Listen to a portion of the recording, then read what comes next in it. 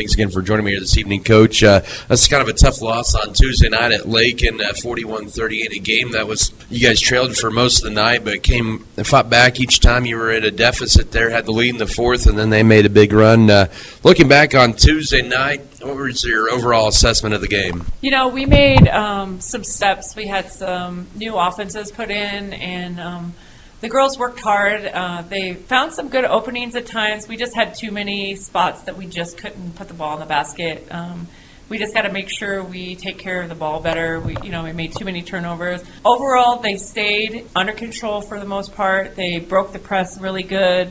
They did some little things good that we just needed to take away from that and take that into tonight's game. You had Mackenzie start for the first time this year, and she really sees that opportunity on the offensive end with 9 points. She did.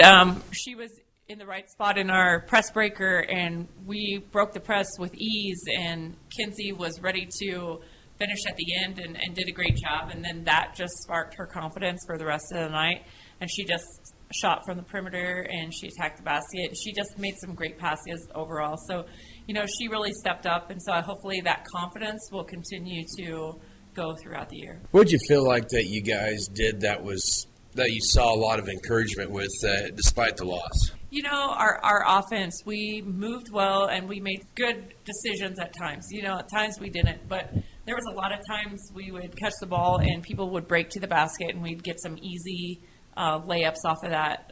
So I was happy with some of the movement that we had on the offense. Definitely our press breaker was spot on that night. Defensively, we played pretty solid defense. We worked hard. We just got to continue to work on post defense. Once again, it is Coach Amy Felker here pregame tonight. Scott City faces the Holcomb Lady Longhorns, and I know this is kind of one of those that's probably been circled on the girls' calendar for a month there after losing a heartbreaker by 59-58 back in January, on the 12th of January it was. But you take a look at Holcomb, a lot of the similar situations as from last time, just you're going to be a little different with your lineup tonight. It's about the only difference. What have you seen maybe from Holcomb from January to now? They have their two powerhouse girls, and they're going to get their points. We just got to make sure we don't let them go off for too many. We've got to really help on them on defense. We've got to control the boards. We can't let them have second shot opportunities.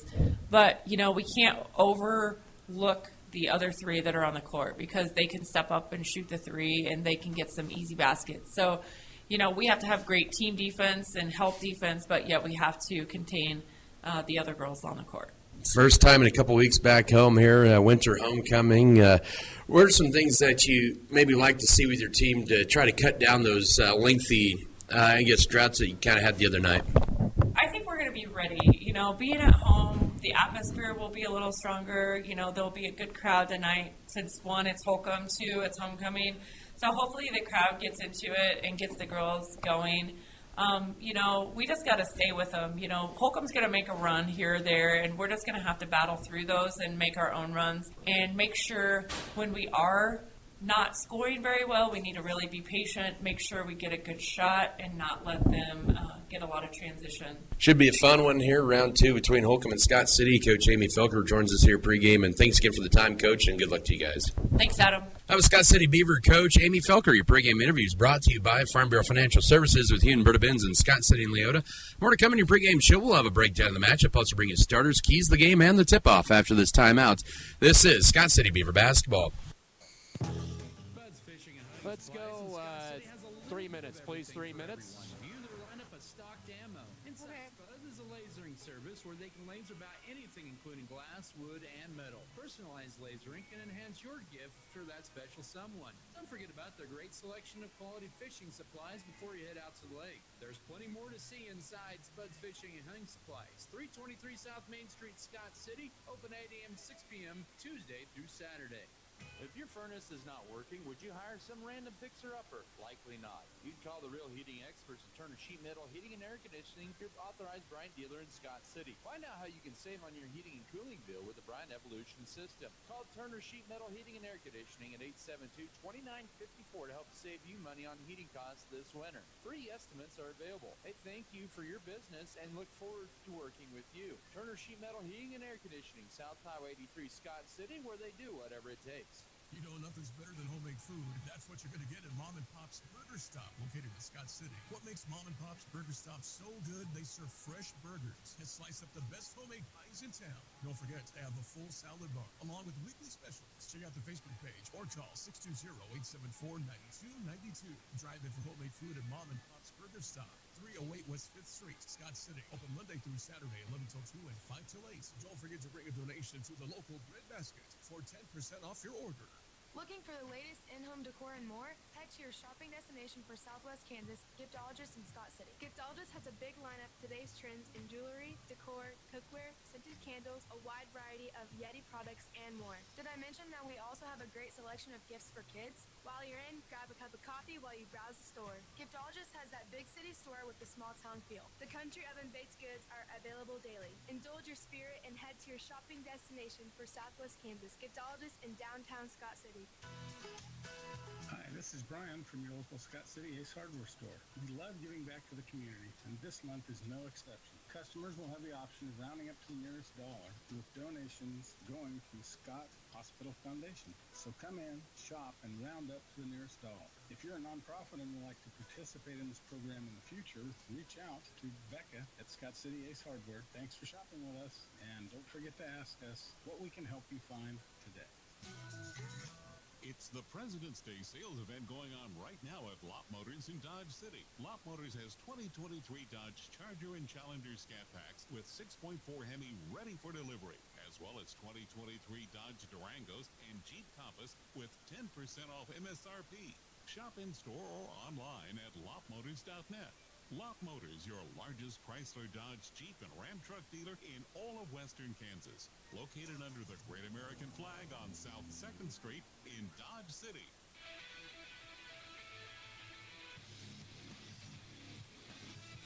And we return here inside Scott Community Event Center. Adam Gadavy with you as we get started here for our pregame coverage, continuing here on Mix 94.5 tonight here with Scott City and Holcomb. On the girls' side, the Lady Longhorns and Lady Beavers, excuse me, they have been matching up for the 63rd time in series history. Holcomb leads the series 35-27. They've won 5 in a row and 6 out of the last 7, including the nail-biter 59-58 back on the 12th of January in Holcomb. Last time Scott City's won in this series, they have to go back to the 12th of February of 21, and when they won at Holcomb by the count of 49-45. Last time they won in this building, or won at home, was back.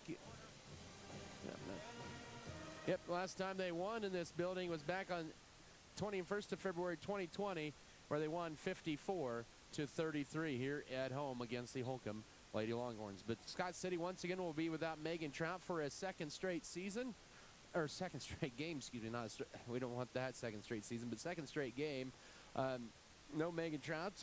They hope to have her back sometime next week, but we'll see when that will transpire. But still, for a second straight game, it's going to be Kinsey Metzger getting the start there tonight, and so that should be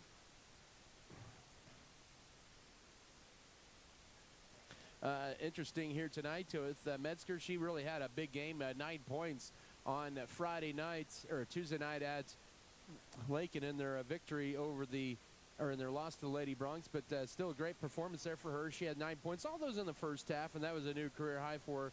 Lady Beavers also got 9 from Avery Lewis and 8 from Erica Felkers. They were kind of playing from behind, and really big thing tonight for Scott City is they need to cut down the scoring droughts, the time in between, and that's what really came back and probably haunted them on Tuesday night against Lake. And despite them having a 37-33 lead in that fourth quarter, but the scoring droughts really came back and haunted them in the end, and they lost 41-38. And I mean, just hats off to the Davidson girl for Lake and hitting that three with about a second to go, and that was just it was a deep shot, a couple feet behind the arc, and she hit it, and just say tip of the cap there.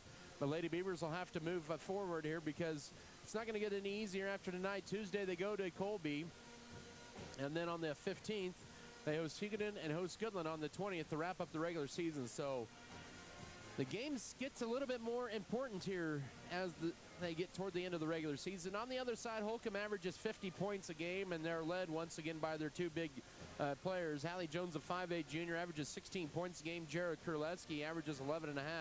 And Hallie Jones is really turn things up. The last 2 times she's played Scott City, she had over 20, I believe it was 27 points, I believe it was this time last year. And it might have been in Holcomb there.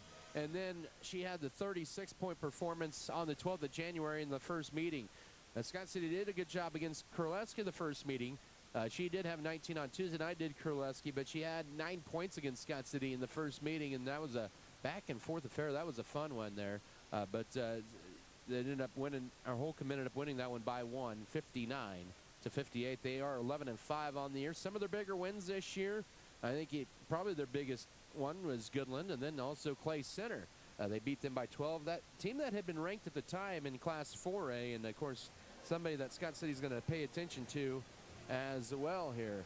But it should be a fun one here tonight. Lady Beavers tonight at 9-7 on the year, looking to remain in the hunt for a league championship. And their 9-7 record has them in 6th spot in the 4A West standing. So they're still are in the position to host. If they can get a couple wins here, that would put them in a really great spot to host a first-round sub-state game, which they haven't done since 2020. As they're going to have winter homecoming. I believe they're doing the festivities at halftime of the boys' game tonight. So as the teams are headed to their bench, we'll go ahead and step aside for another timeout. We'll come back here momentarily with your starters, keys of the game, and the opening tip. We'll do that once again after this timeout. This is Scott City Beaver basketball. As your local community foundation, we are dedicated to preserving local wealth so the communities in and around Scott County will forever remain an attractive place to live, work, and raise a family. We respond to the needs of our community through grant making, scholarships, and other special projects. To learn more, visit us online at scottcf.org.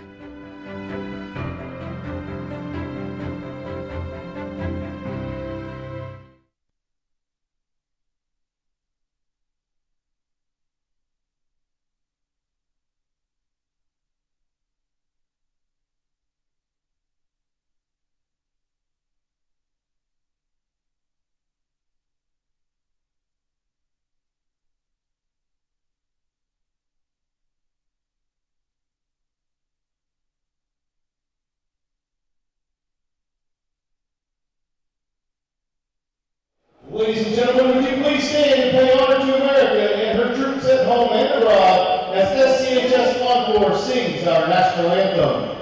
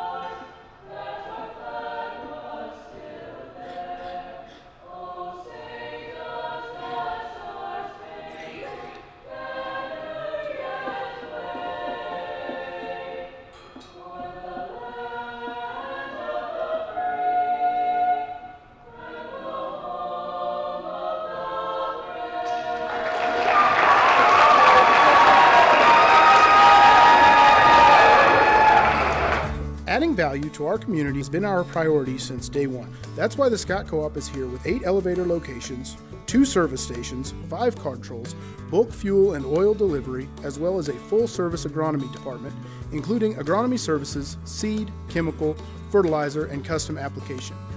Visit us online at scottcoop.com or download our app for more information.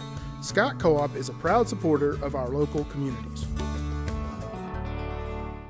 5'6" senior, at around 6.3 points and 4 boards a game. Jaylee Wickwar, she is a 5'5" sophomore at 4.5 points and just under 3 rebounds a game. Jara Krulewski, the senior at 5'7", 1,000-point scorer in her career. She averages 11.5 points and 4.2 boards a game. Actually, also Bella Galliard, a 5'4 sophomore, is starting tonight.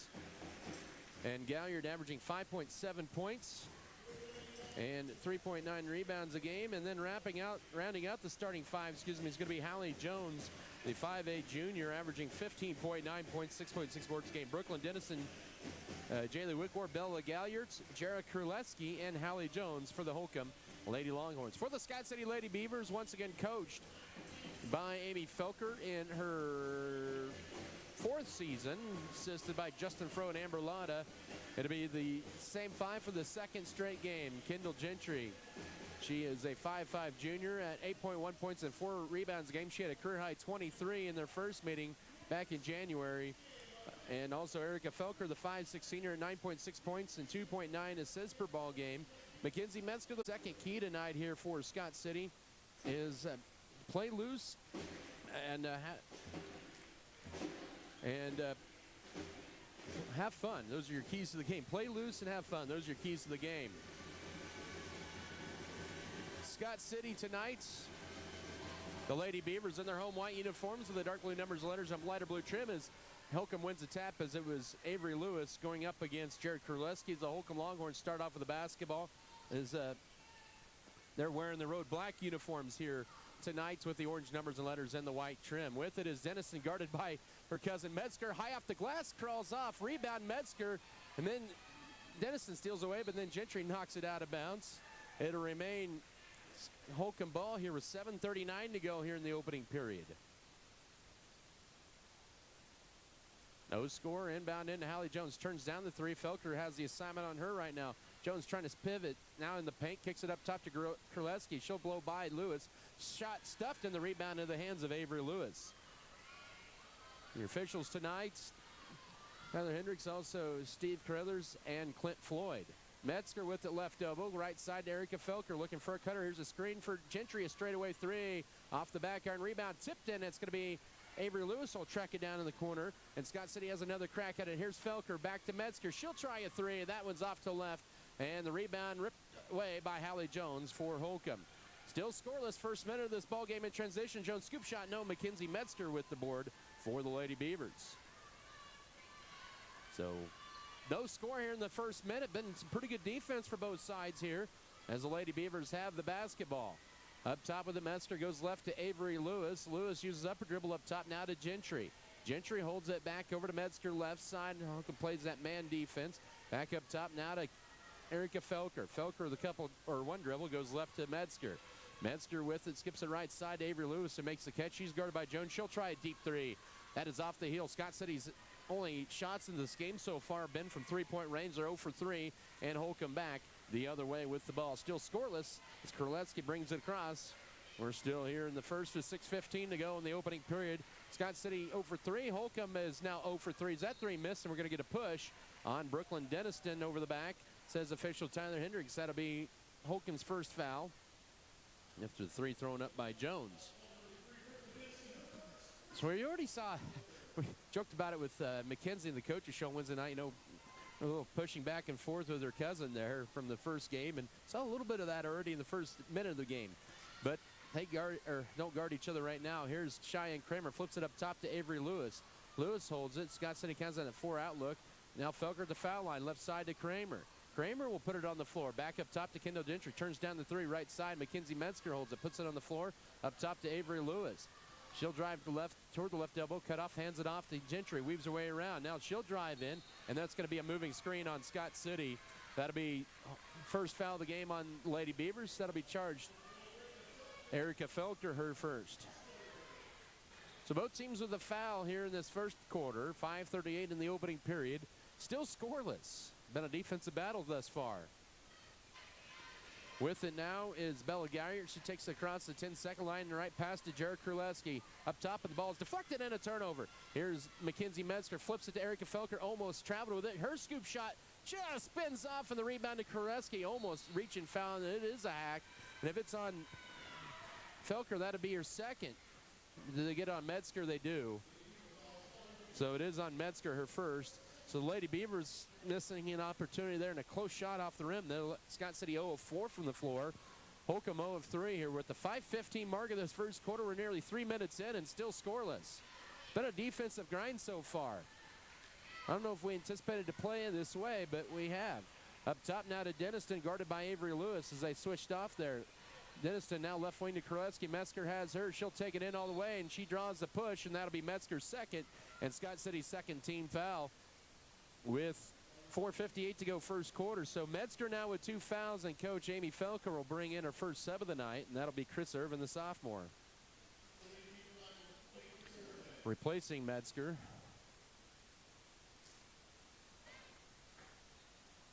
Here with 4:58 to go here in the opening period.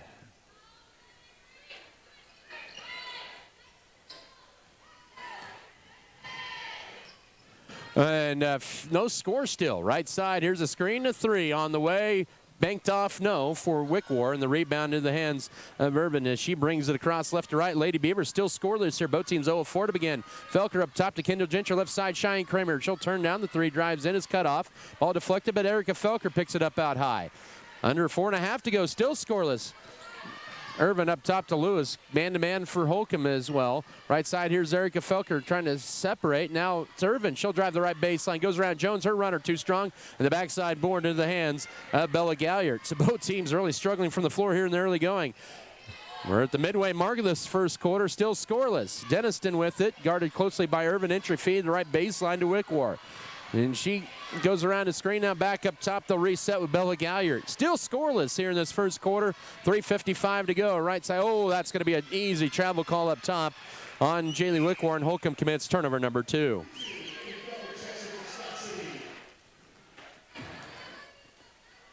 And back in, or in for the first time, is going to be Kaylee Felker, the 5'6" sophomore, as that will be Cheyenne Kramer.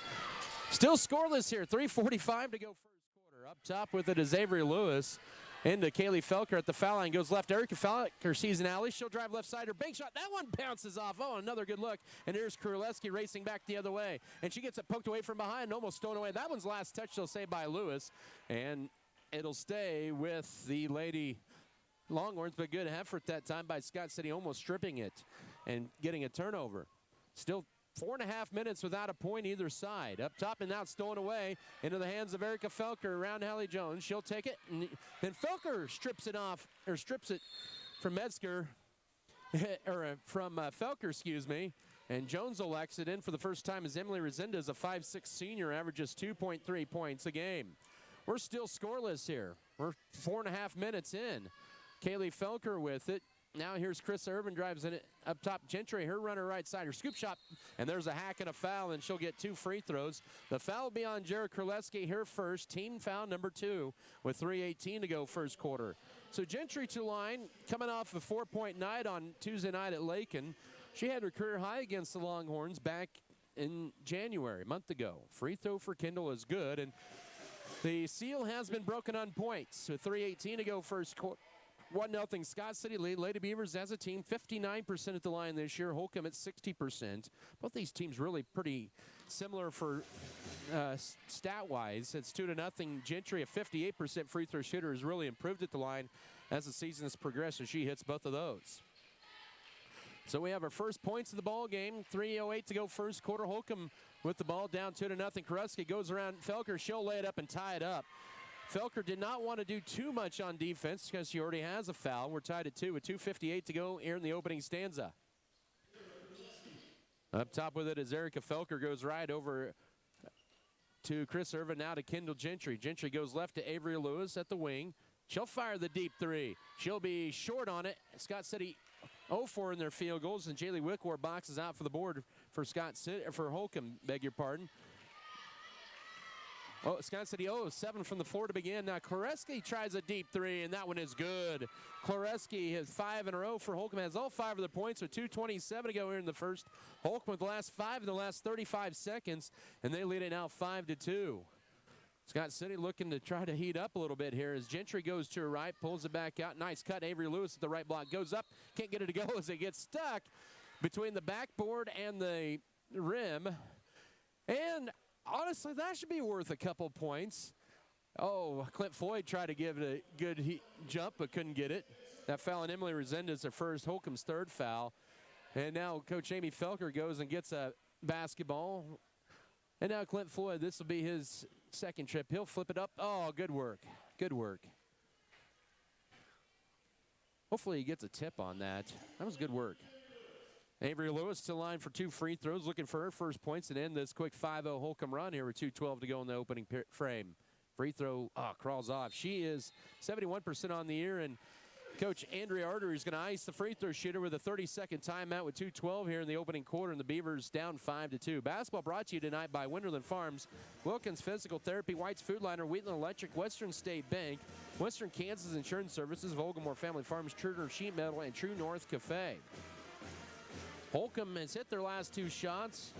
They're 2 of 6. Scott City is 0 of 7 from the floor and now 2 of 3 from the line here in this opening period.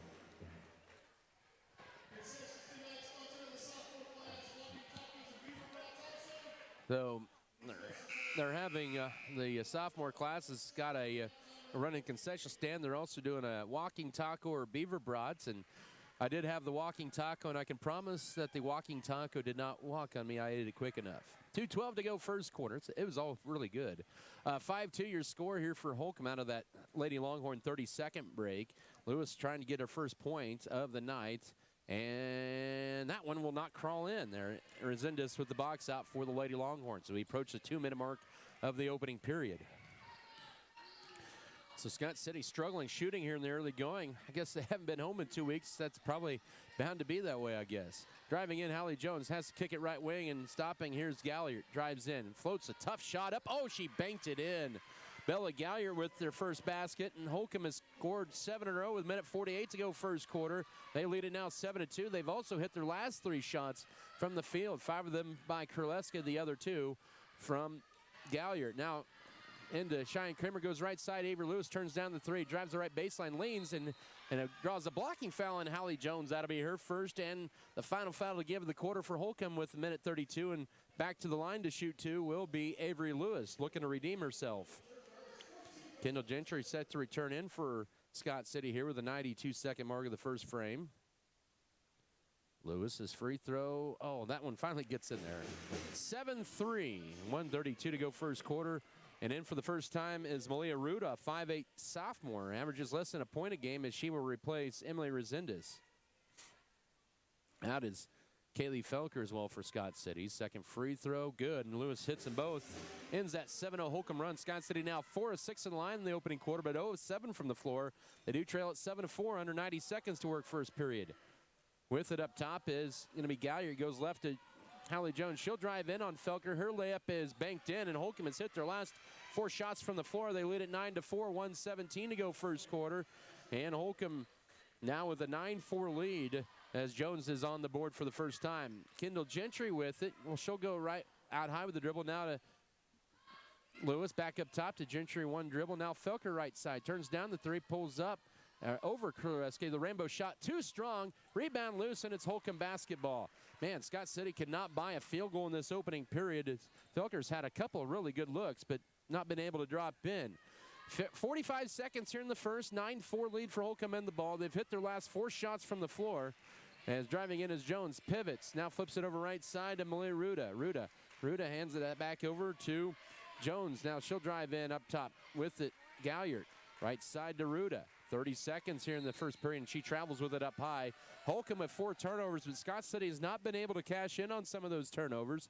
Here with 29 seconds exactly to go in the opening period. Lady Beavers down 9-4, yet to hit a field goal in this opening quarter. They're 4 of 6 from the line. Holcomb yet to attempt a field goal, or free throw, but they've hit their last 4 field goals. Felker up top to Kramer, 18 seconds to work. They get good position, knocked out by Ruda as they try to get it in. The right block to Erica Felker on a little bit of a mismatch. It'll still stay Scott City ball as they'll inbound it with 15 seconds to go here in the opening frame.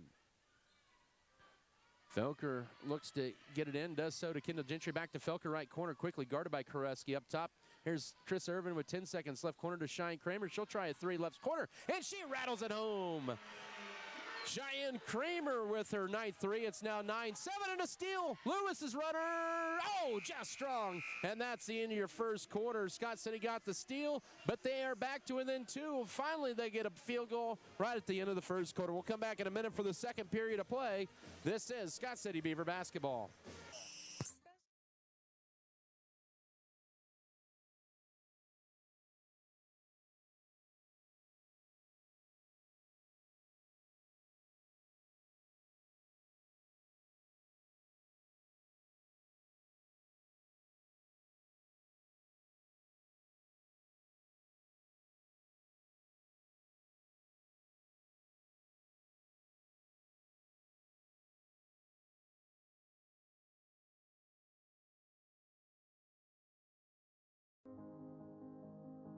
They said this place was too isolated.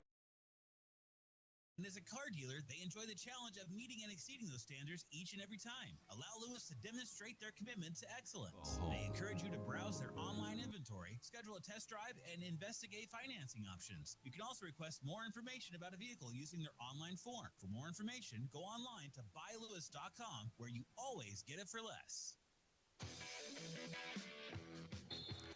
9-7 Holcomb leads Scott City ball to begin the second quarter. Lady Beavers just 1 of 12 in that first quarter from the field. Holcomb 4 of 8. Cheyenne Kramer then hands it off to Felker. Left side, Kendall Gentry. Here's a 3 for the lead. Oh, that one crawls off. Irvin tried to get around for the rebound, and she does. She'll put it up and score it, and it's fouled. Nice hustle by Irvin. Gets the offensive board and ties it up for the second time with 7:45 to go first half at 9-9. That'll be on Bella Galliard, her first.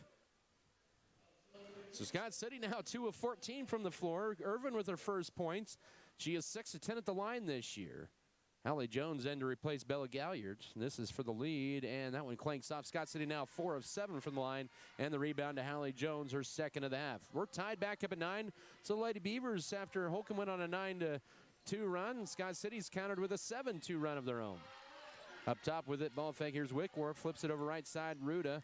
And now out high, it goes to Brooklyn Denniston. Right wing now to Jaylee Wickworth. 7:20 to go first half. Metzger's been on the bench for a while with 2 fouls. And now Jones will drive around Felker. Now she is calling for the walk. Turnover number 6. That was good collapsing defense that time by Scott City. 3 Lady Beavers surrounding Hallie Jones, and she tried to pass it out, but she did pick up the wrong foot, and turnover number 6 on Holcomb. Scott City's only had 1 turnover here in the first minute of the second quarter.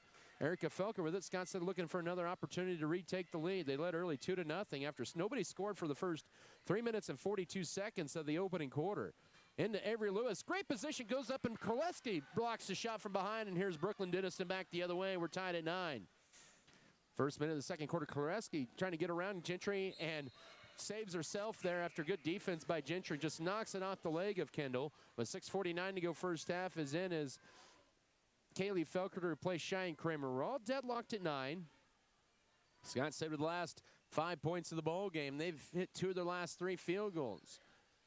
Driving the right baseline. Underneath there's Jones wraparound left wing. Denniston for 3. That is wide right, and the rebound to Kaylee Felker on the backside. 6:35 to go first half. Scott City looking for their first lead since 2-0. Felker with it up top. Goes left to Chris Irvin.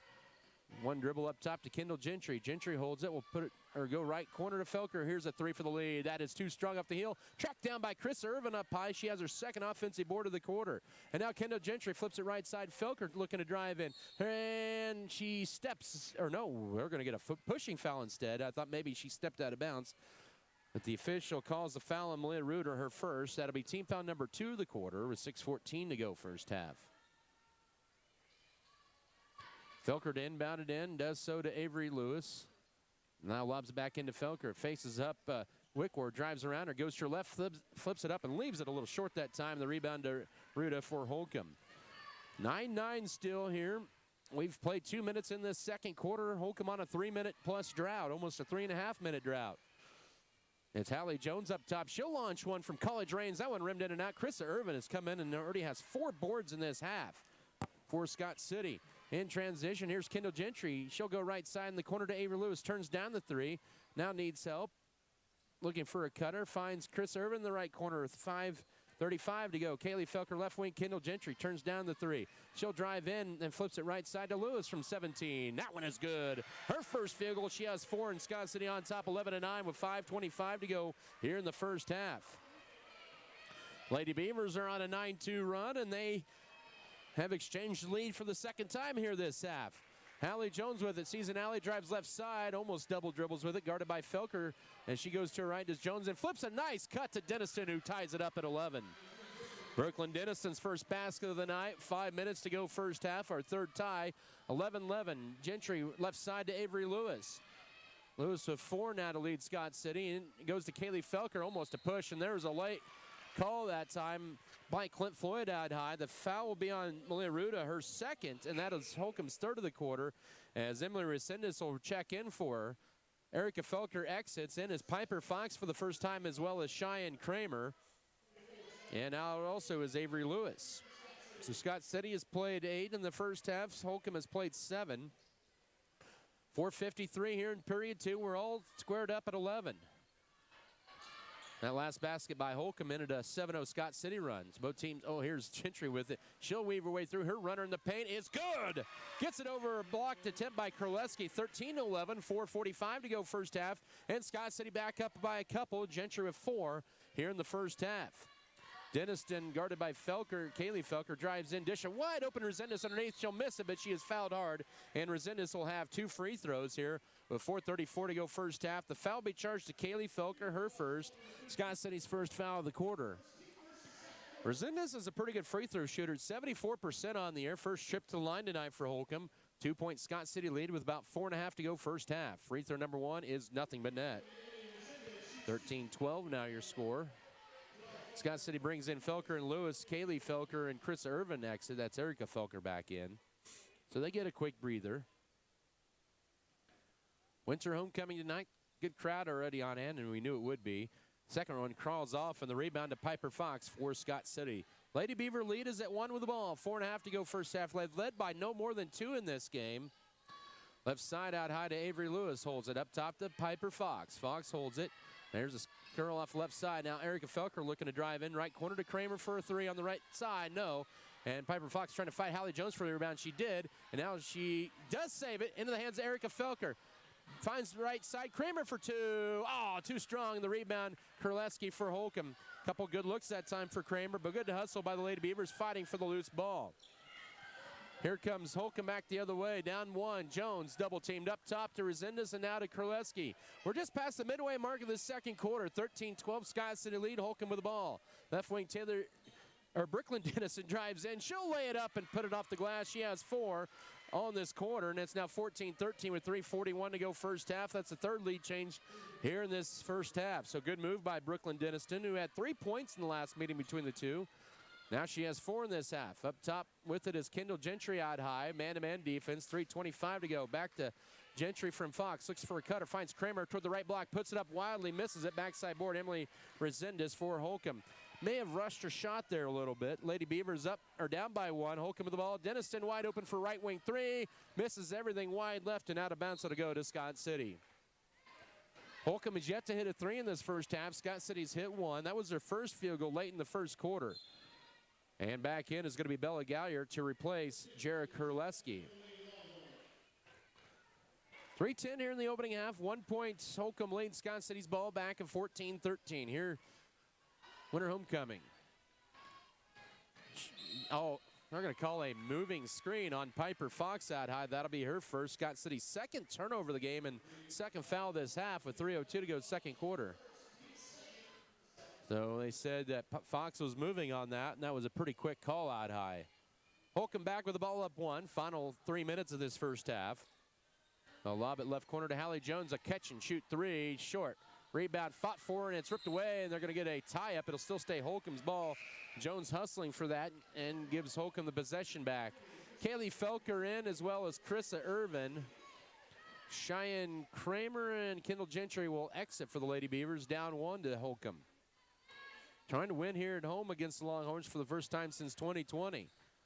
1 point game in the first matchup in Holcomb, and back on the 12th of January. It's a 1 point game right now with 2:45 to work first half. Right side, that's going to be a travel out high. by Wickmore. Didn't have her feet set, and that'll be turnover number 7 on Holcomb. I don't know if Vander Arter was too pleased with that call. She got out of her seat right there. Scott City with another opportunity to reclaim the lead. They have not led by more than 2 points in this game. Holcomb had a 5-point lead. That's been their largest. Felker splits the defenders. Can't get that shot to go. And the rebound fought for underneath, and it's Fox with it, and she's going to be called for the travel after the rebound. And that'll be turnover number 3 on Scott City. Boy, Felker's had some good looks underneath and just will not drop in here in this first half. As we're down to 2:28 to go. Lady Beavers down by 1. Holcomb back with the ball at 14-13. Left side to go wide open. Here's a 3 on the way, and that is rimming in and out. Rebound tipped around, and Chris Irvin hustles for the ball. That's her 5th board of the half. That was put up by Wickmore. And she has, throws it behind Erica Felker, 3rd consecutive turnover on Scott City, their 4th of the half. Final 2 minutes of the second quarter. With it is Denison up top of Beller. Galliard catch and shoot 3, no. And the rebound tip it right to Resendez, who goes up and is fouled. 2 free throws coming up here for Resendez, who's 1 out of 2 there at the line tonight with 1:55 to go first half. Scott City commits team foul number 3 of this second quarter. The foul on Avery Lewis, her first.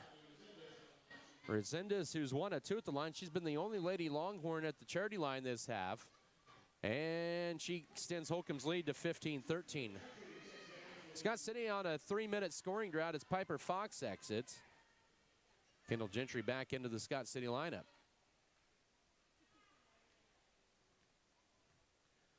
Second free throw on the way, and that is perfect as well. And in will be Jared Kraleski, and Resendez is out. Holcomb has scored the last 5 points of the ball game. 3 of those by Resendez at the line, the other one by Denniston layup. It's 16-13 Holcomb, 1:50 to go first half. Felker to bring it across left to right for the Lady Beavers, who are 9-7 on the year. Holcomb 11-5. Irvin up top to Kaylee Felker. Off the screen, here's Erica Felker. She'll drive in. Right side to Kendall Gentry. A 3 for the tie is on target. Just a little short in the rebound to Brooklyn Denniston. Good look that time. And now Kraleski wants to take it in on Lewis, but it's cut off. And now she gets a strip, but right to Hallie Jones, and she gets stripped on a turnover. Good rotating defense by the Lady Beavers, down 3 with 1:20 to go first half. Felker brings it in the front court. She is guarded by Wickmore. Up top to Chris Irvin. Now to Kendall Gentry, the 1:13 to go first half. She'll drive in right side to Kaylee Felker. Now Avery Lewis out high. Final 1:05 of this half. Up top it goes to Erica Felker left side. That is a screen. Now here's Kendall Gentry trying to drive right side. She'll run her too strong and get her own rebound on the backside. Her follow-up banked in for 2. It's snuck in at 16-15. 52 seconds to go. It was like she was playing Annie over with herself off the backboard that time, and Holcomb's lead is back down to 1. 40 seconds to go first half. Kraleski with it out high off a screen to Bella Galliard. 35 seconds to work. Galliard goes left to Hallie Jones, guarded by Chris Irvin. She's trying to drive in, but can, and now Galliard to pull it back out with 28 seconds to go first half. Holcomb with a 1-point lead of the ball, 16-15. Up top now to Kraleski, guarded by Lewis. Both those players have 1 foul. 18 seconds, 17, 16, 15. Holcomb may go for the final shot. Up 1. Both teams with 3 fouls this second quarter. Down to 10, down to 9, 8. Now Kraleski looking for a move, gets a screen, goes right side, will take it all the way. Her runner banked off, rebound tipped. Here's Felker with 2 seconds. 1 second, we'll try the half-court heat for the lead. Oh, it's wide right, and that's your halftime. Scott City, good first half defensively. They trailed by 1 at the break. 16-15 your score, as Holcomb will take a lead of 1 into the locker room. Back in 3 minutes for your first half of play. This is Scott City Beaver basketball.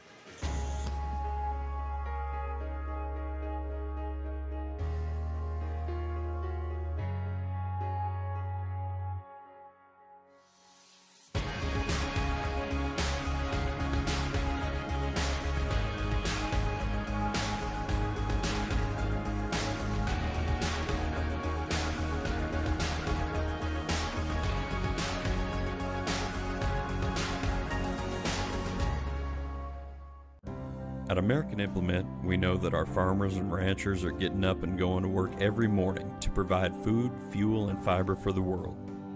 And even though time and technology keeps us constantly changing, one thing will always remain the same. We promise that we'll continue working right beside you. We appreciate all that you do for our country and our communities. From all of us at American Implement, thank you, and may God bless the American farmer and rancher. BBN is supported by Norder Supply, Lone Tree Farms, Pioneer Communications, Beaver Booster Club, White's Foodliner, Scott City Eye Center, Shells, Flowers, and more, Scott City Pharmacy, Giftologists. The Beaver Broadcasting Network is an elective class that students can take after taking a prerequisite digital media class. BBN broadcasts games such as football, basketball, home wrestling, and home volleyball. BBN also teaches students how to make promotional videos and advertisements. Beaver Broadcasting Network, empowering the next generation of multimedia professionals.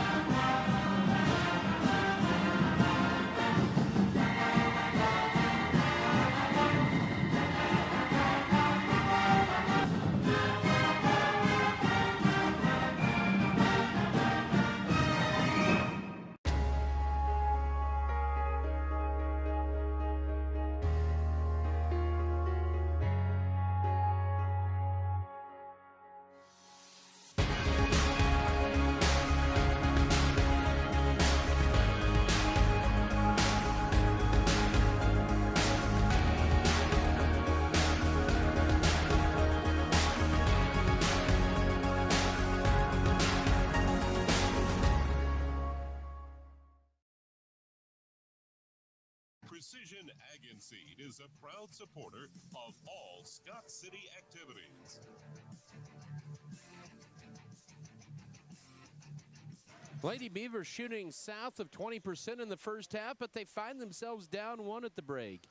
It is 16-15 for Holcomb over Scott City. We are here at the break, and it's been a pretty good first half. It's really been a defensive struggle for both teams here, and not surprising that it is here. But the Lady Beavers were down 9-7 after one. They had a 13-11 lead, and then Holcomb went on a 5-0 run, and Scott City went on a 4-minute drought and scored their 15th point with about 50 seconds to go first half to pull to within one at 16-15. Nobody scored for the first 4 minutes and 42 seconds of the ball game. Scott City had 2 free throws from Kendall Gentry, and then Holcomb went on that 7-0 run. Lady Beavers got it to within 7 after one. But here we are, 16-15 Holcomb at the break. First half numbers look like this. Starting off with Holcomb, they were led in that first half by Jared Koleski. She had 5. All of those coming in the second quarter, or on the first quarter, excuse me. She had the first 5 points of the game. 4 in the first half from Brooklyn Denniston, 3 from Emily Resendez at the foul line. She was 3 of 4 there. Hallie Jones had 2, and Bella Galliard also with a 2-point basket for Holcomb. They had a total of 8 turnovers, 7 fouls in the first half, and they had also 13 defensive rebounds, 3 offensive boards, 16 boards in the first half. Scott City had 12 total rebounds in that first half. It's been back and forth here. But anyways, for Scott City, they were led by Kendall Gentry with 6 in the opening half. 4 for Avery Lewis, 3 for Cheyenne Kramer, and 2 for Chris Irvin, who got Scott City started scoring in that second quarter. Lady Beavers, they had 4 turnovers. They really did a good job of taking care of the ball, and it was interesting enough for Scott City, 3 of those 4 were right in succession there in the first half. But the Lady Beavers 2 and 1 here at the break at 16-15. We'll step aside here for another 3-minute timeout. This is Scott City Beaver basketball.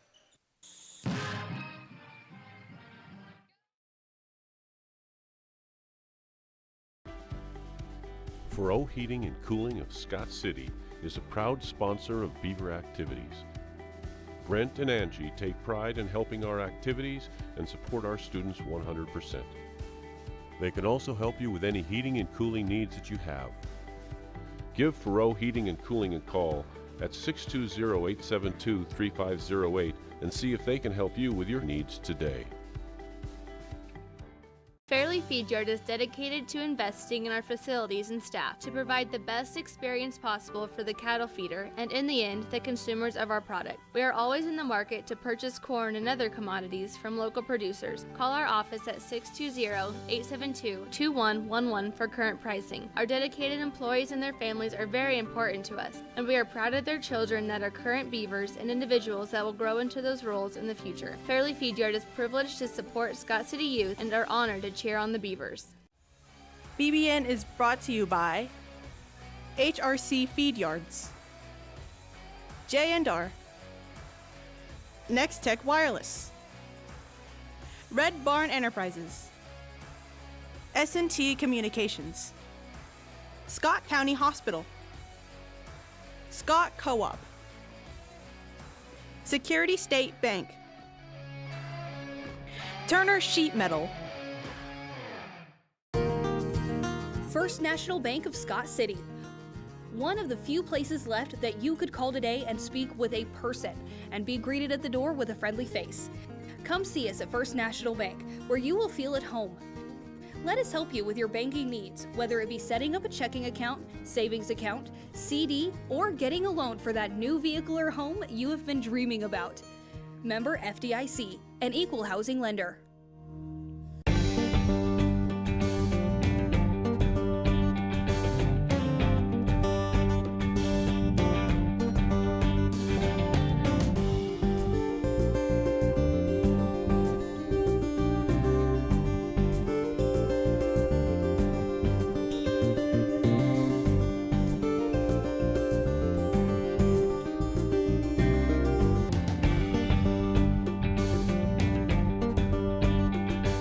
If you are in the market for a new or used vehicle, check out J&R Car and Truck Center of Scott City. J&R Car and Truck has a fully trained service and part staff for repairs on most makes and models of vehicles.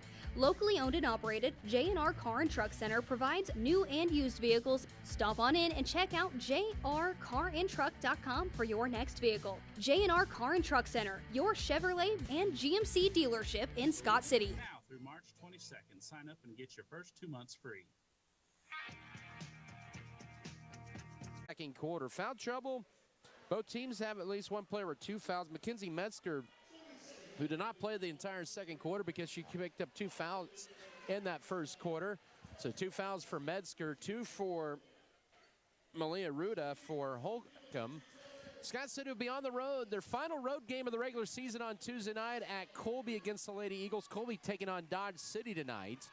And Holcomb will be on the road on Tuesday. They'll go Highway 50 to take on Cimarron.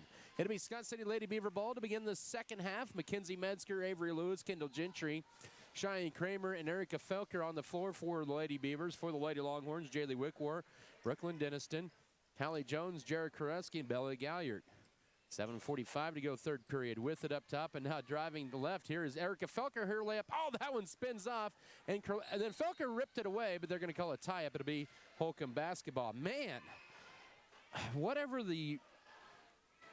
Felker's done before to the rims here, they have not been kind to her tonight. And Holcomb with the ball up one here as it's their first possession of this second half. Left wing to Koreski, guarded by Lewis, looking for a screen. Gets it, stops, pops the three, and can't bank it in. Cheyenne Kramer boxes out on the backside for Scott City. Here's Mackenzie Metzger with it, uses up her dribble, finds Cheyenne Kramer out high. First minute of this second half. Scott City with the ball down one, once again at 16-15. Up top with it is Erica Felker. Goes left with the pass to Mackenzie Metzger. Metzger up top to Cheyenne Kramer. She had Scott City's opening field goal in the waning seconds of the first quarter. Right side now to Kendall Gentry, and she'll drive to her left. To Metzger left wing. Now back up top to Erica Felker here with 6:58 to go third quarter. And now with it is Gentry. And she'll drive in and she'll draw the blocking foul on Denniston. That'll be her second, the first team foul of the second half, and Gentry to the line with 6 points, leading Scott City in scoring. Gentry to the line. Scott City's 4 of 7 to the line. Make it 4 of 8. That one rattles in and out.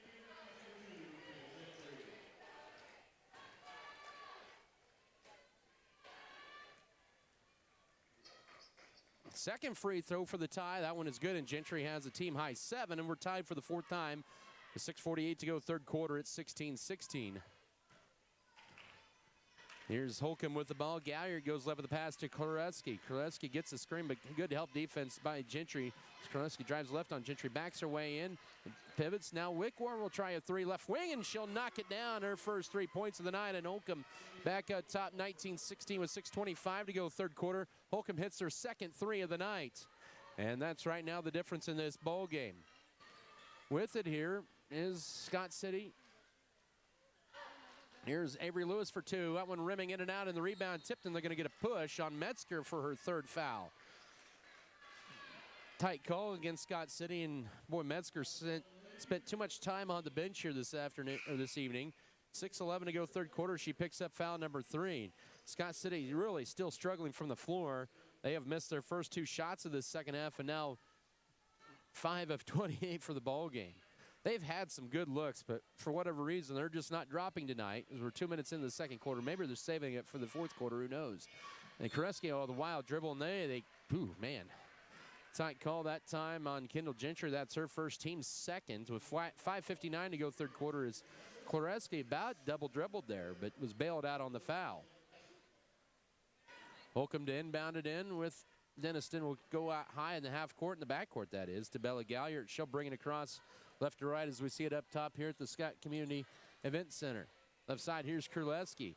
She'll drive to her left on Gentry. Now left baseline, here's Wickwar from 15. Short rebound. Koreski goes over Gentry, goes up, scores it, and is fouled. Guys, quit running around up here.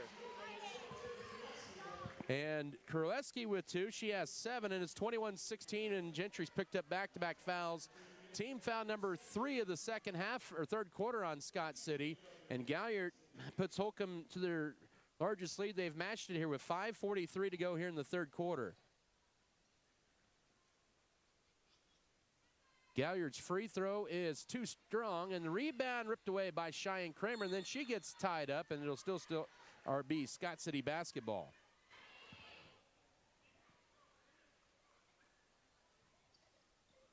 .541 here in the third quarter. It's 21-16 Holcomb with the last 5 points. That matches their largest lead, and Scott City really struggling from the floor here tonight. See if they can get something going here. This possession, Kramer loses it through her hands, but retrieved and saved by Avery Lewis at high right. 5:25 to go. Now to Erica Felker between the rings. She's guarded by Dennison, gets a screen. Steps back, wanted to take the 3, but Koreski quickly guards her. She'll throw it out high to now Kramer underneath. Here's Irvin, who puts it up and scores it. 21-18, good ball movement. And Irvin, with her 4th point of the night, gets Scott City back to within 3 as we approach the 5-minute mark of the third quarter. And nice flash to the basket that time by Irvin for her 4th point of the night. Entry feed, left block. Here's Jones, goes in and scores it. She has her 4th point and quick answer, 23-18 with 4:52 to go third quarter. She pinned Erica Felker down there at the left block, and Scott City now back to trailing by 5. Irvin with it out high. Goes left to Avery Lewis, turns down the 3. Thought maybe she might have pulled the trigger on that one. Now up top to Cheyenne Kramer. It's been a defensive battle. Now Avery Lewis drives in right side. Her layup is good and 1. Avery Lewis now with 6. It's 23-20 with 4.5 to go third quarter. 4:33 to be exact. Team foul number 2 on Holcomb this quarter. And they're going to get Bella Galliard her 2nd. So Lewis, who is 2 of 4 at the line, trying to pull Scott City back to within a pair. As back in is Emily Resendez in for Galliard. 23-20 your score. 4:33 as Scott City's hit their last 2 field goals. So the free throw is perfect. And her and Kendall Gentry each are 7 points apiece. Scott City is back to within 1 at 23-21. 4.5-minute mark, third stanza. Goes left for the pass, does Holcomb to Hallie Jones. She'll fire a guarded 3, and she buries it. She has 5 in her own, her first 3 of the night, and Holcomb with a 26-21 lead again. 4:16 to go third quarter. Boy, Scott City worked hard to get it to within 2, and Holcomb hits the 3.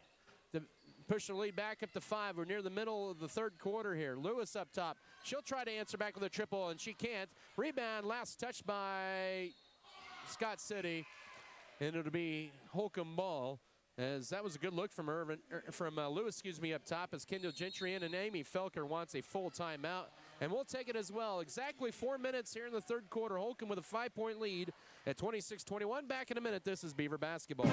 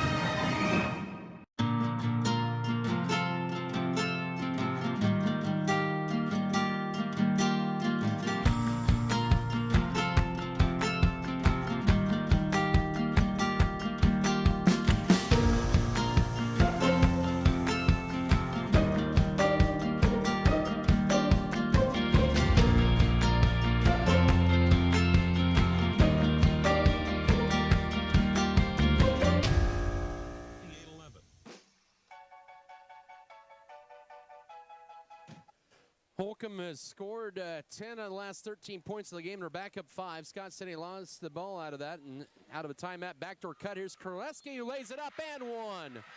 It's 28-21. And Holcomb is starting to catch fire from the floor here first in this second half. Korleski now with 9.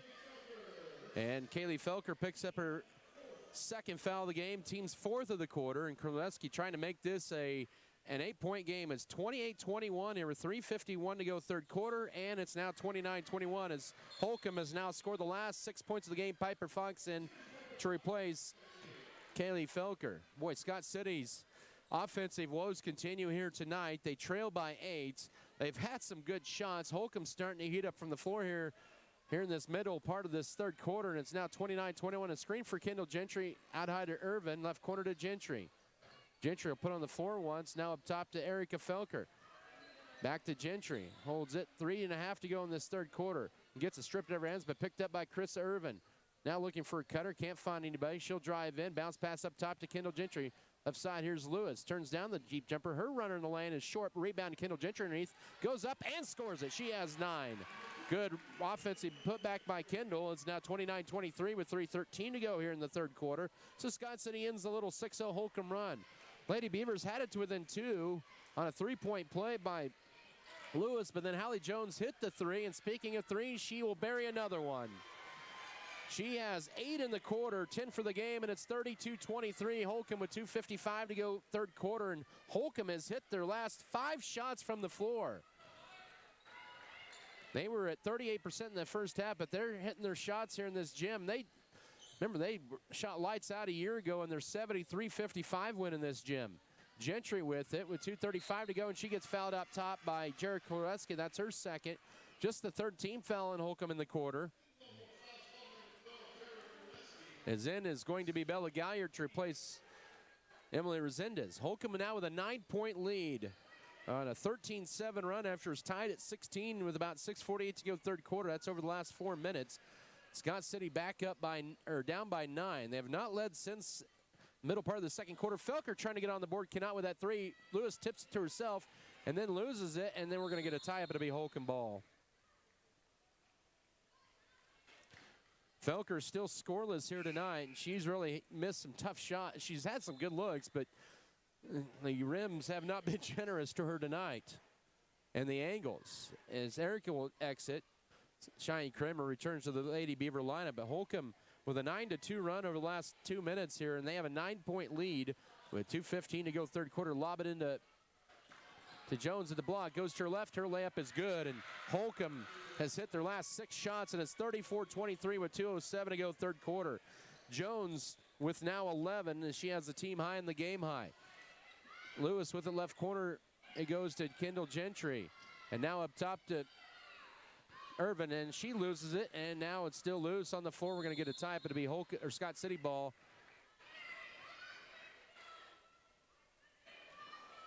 with 1:50 to go, third period. Scott City down 11. It's an 11-2 run here for Holcomb over the last nearly 2.5 minutes.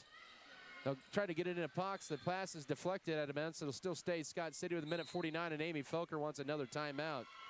I believe it's going to be 30. Yes, just the 30. We'll keep it right here with minute 49 here in the third quarter. Nope, it's a full. Let's come back in a minute. This is Scott City basketball. You know how they say the most important thing in real Faro Heating and Cooling of Scott City is a proud sponsor of Beaver activities. Brent and Angie take pride in helping our activities and support our students 100%. They can also help you with any heating and cooling needs that you have. Give Faro Heating and Cooling a call at 620-872-3508 and see if they can help you with your needs today. Looking for a fresh start? BBN is brought to you by HRC Feed Yards, J&R, Next Tech Wireless, Red Barn Enterprises, S&T Communications, Scott County Hospital, Scott Co-op, Security State Bank, Turner Sheet Metal,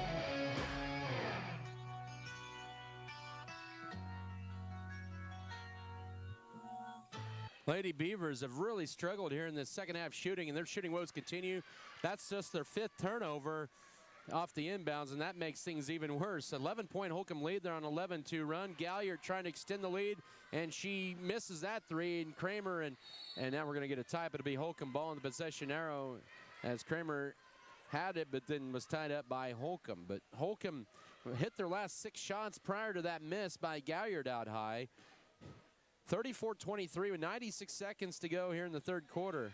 And the layup no for Hallie Jones, and this time Mackenzie Metzger rips it away. Jones hits the deck hard, and the tie-up is won by Scott City, and they'll get the ball in the possession arrow. Jones had hit her first 4 shots of the second half.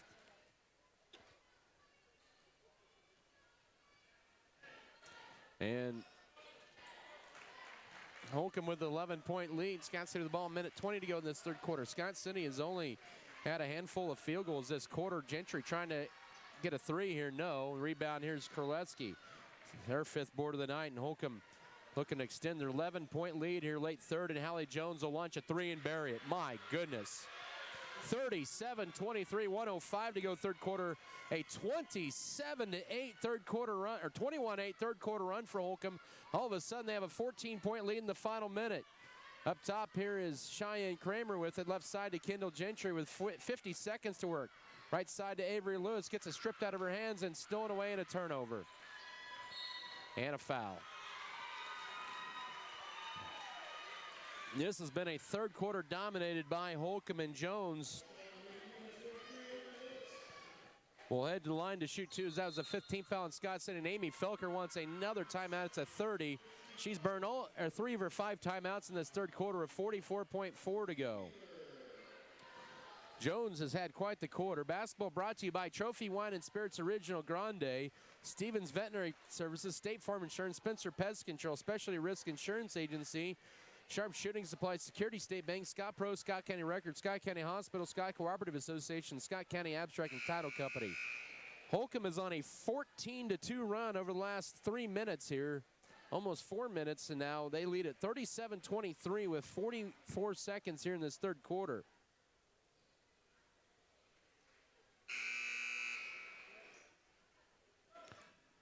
As Jones will head back to the line for 2 free throws.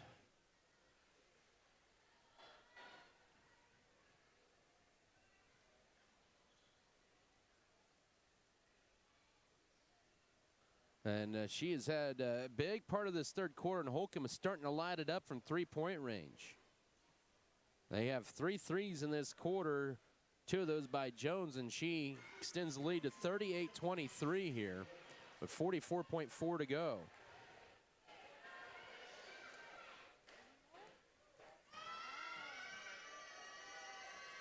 Second free throw also perfect. It's now 39-23. This game has turned on a dime here. 35 seconds to go here in this third quarter. Cheyenne Kramer trying to end the drought from three. In and out, and the rebound in Holcomb. Hallie Jones has it yet once again for Holcomb. Scott City's shooting woes continue, and the Lady Longhorns will lose it out of bounds. That'll be their 9th turnover of the night. With 25.2 to go in this third quarter.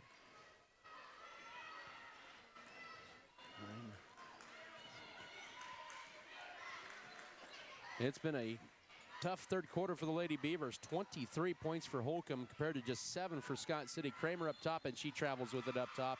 And that'll be Scott City's 7th turnover. Turnover's not the issue tonight, just cold shooting, and then that kind of creeps into your head mentally, and it's maybe taking its toll here in Holcomb. Hot shooting in this third quarter alone. 8 seconds, 7, 6, 5 seconds, 4, 3, lob in the paint. To Galliard, 2 seconds, she gets tied up with 2.4, and that's big for Scott City. That means they'll more likely get the possession to start the fourth quarter. But Holcomb trying to add to this 39-23 lead. They have 2 in double figures. They'll inbound it in. Here's Jones. She'll lay it up, miss it, and that's the end of your third quarter. The follow-up was too late for Denniston, but what a big third quarter. 23-7 run for the Longhorns in the third, and they'll take a 39-23 lead going into the fourth quarter over Scott City. Back in a minute. This is Scott City basketball. First National Bank of Scott City. One of the few places left that you could call today and speak with a person and be greeted at the door with a friendly face. Come see us at First National Bank, where you will feel at home. Let us help you with your banking needs, whether it be setting up a checking account, savings account, CD, or getting a loan for that new vehicle or home you have been dreaming about. Member FDIC, an equal housing lender.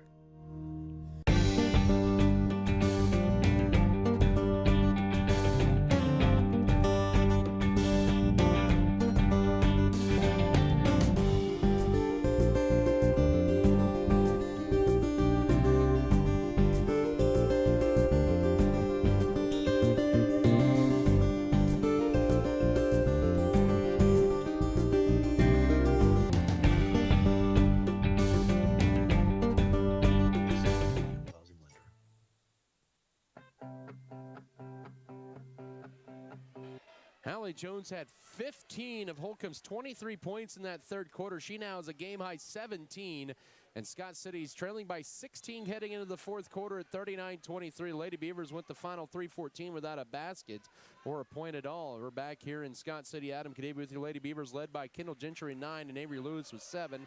That's 16 of their 23 points. Jared Klereski has 10 as well for Holcomb. 7:45 to go. Erica Felker with it, weaves her way through, splits the defenders, goes up, and she is finally on the board. She's had some good looks tonight, just for whatever reason wouldn't drop in. 39-25 with 7:35 to go here. The Scott City ends a 3.5-minute scoring drought. Holcomb with the ball, and their hot shooting deflected out high to Bella Galliard. Both teams with their starting 5 out on the floor. Kerleski with it up top now to Galliard, back to Kerleski. Kerleski back to Galliard. In the paint, it goes now driving in and taking it all the way is Denniston. She has 6. It's 41-25 with 7:11 to go, and that rim is quite a bit larger on Holcomb's end here in this second half as they have torched the twine in the second half. Scott City, handful of field goals as well. It was a ball deflected, picked up by Metzger. She'll drive in, kick it over right wing to Erica Felker. 6:54 to go, drives in, almost gets it stolen away, now hits the deck and throws it away. Turnover number 8, that is on Scott City. Holcomb's ball with a 16-point lead. Out high, here's Jones for a 3. Heat check, good. Oh my. She has 20, and it's now 44-25 with 6:38 to go in this one. Holcomb is on a 28-10 run in this second half, and 18 of those have come from Jones. Right side, Cheyenne Kramer now to Avery Lewis, wanted to drive in. 6:23 to go. Jones has had her bigger games against Scott City. Left baseline here, Cheyenne Kramer too strong in the rebound, backside to Hallie Jones. She had over 20 points in one meeting last year. I think it was 27, a career high against Scott City. 36 in the first meeting, and she's at 22 here with 6 minutes to go. Holcomb up by 19, 44-25. And a three on the way, and that is good for Jaylee Wickwar. She has 2 threes and 6 points. They have hit a ton of them in the second half, 5 to be exact. Make that 6. It's now 47-25 with 5:50 to go. And Scott City draws a foul on Holcomb. That'll be on Kurleski, her third, with 5:47 to go.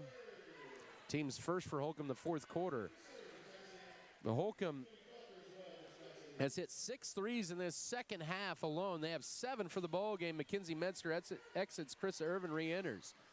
Felker looking inbound it in, does so to Lewis. She tries to drive in, gets it stripped out of her hands, and that'll be turnover number 9 on Scott City. Back-to-back turnovers for Lady Beavers, down 22 all of a sudden.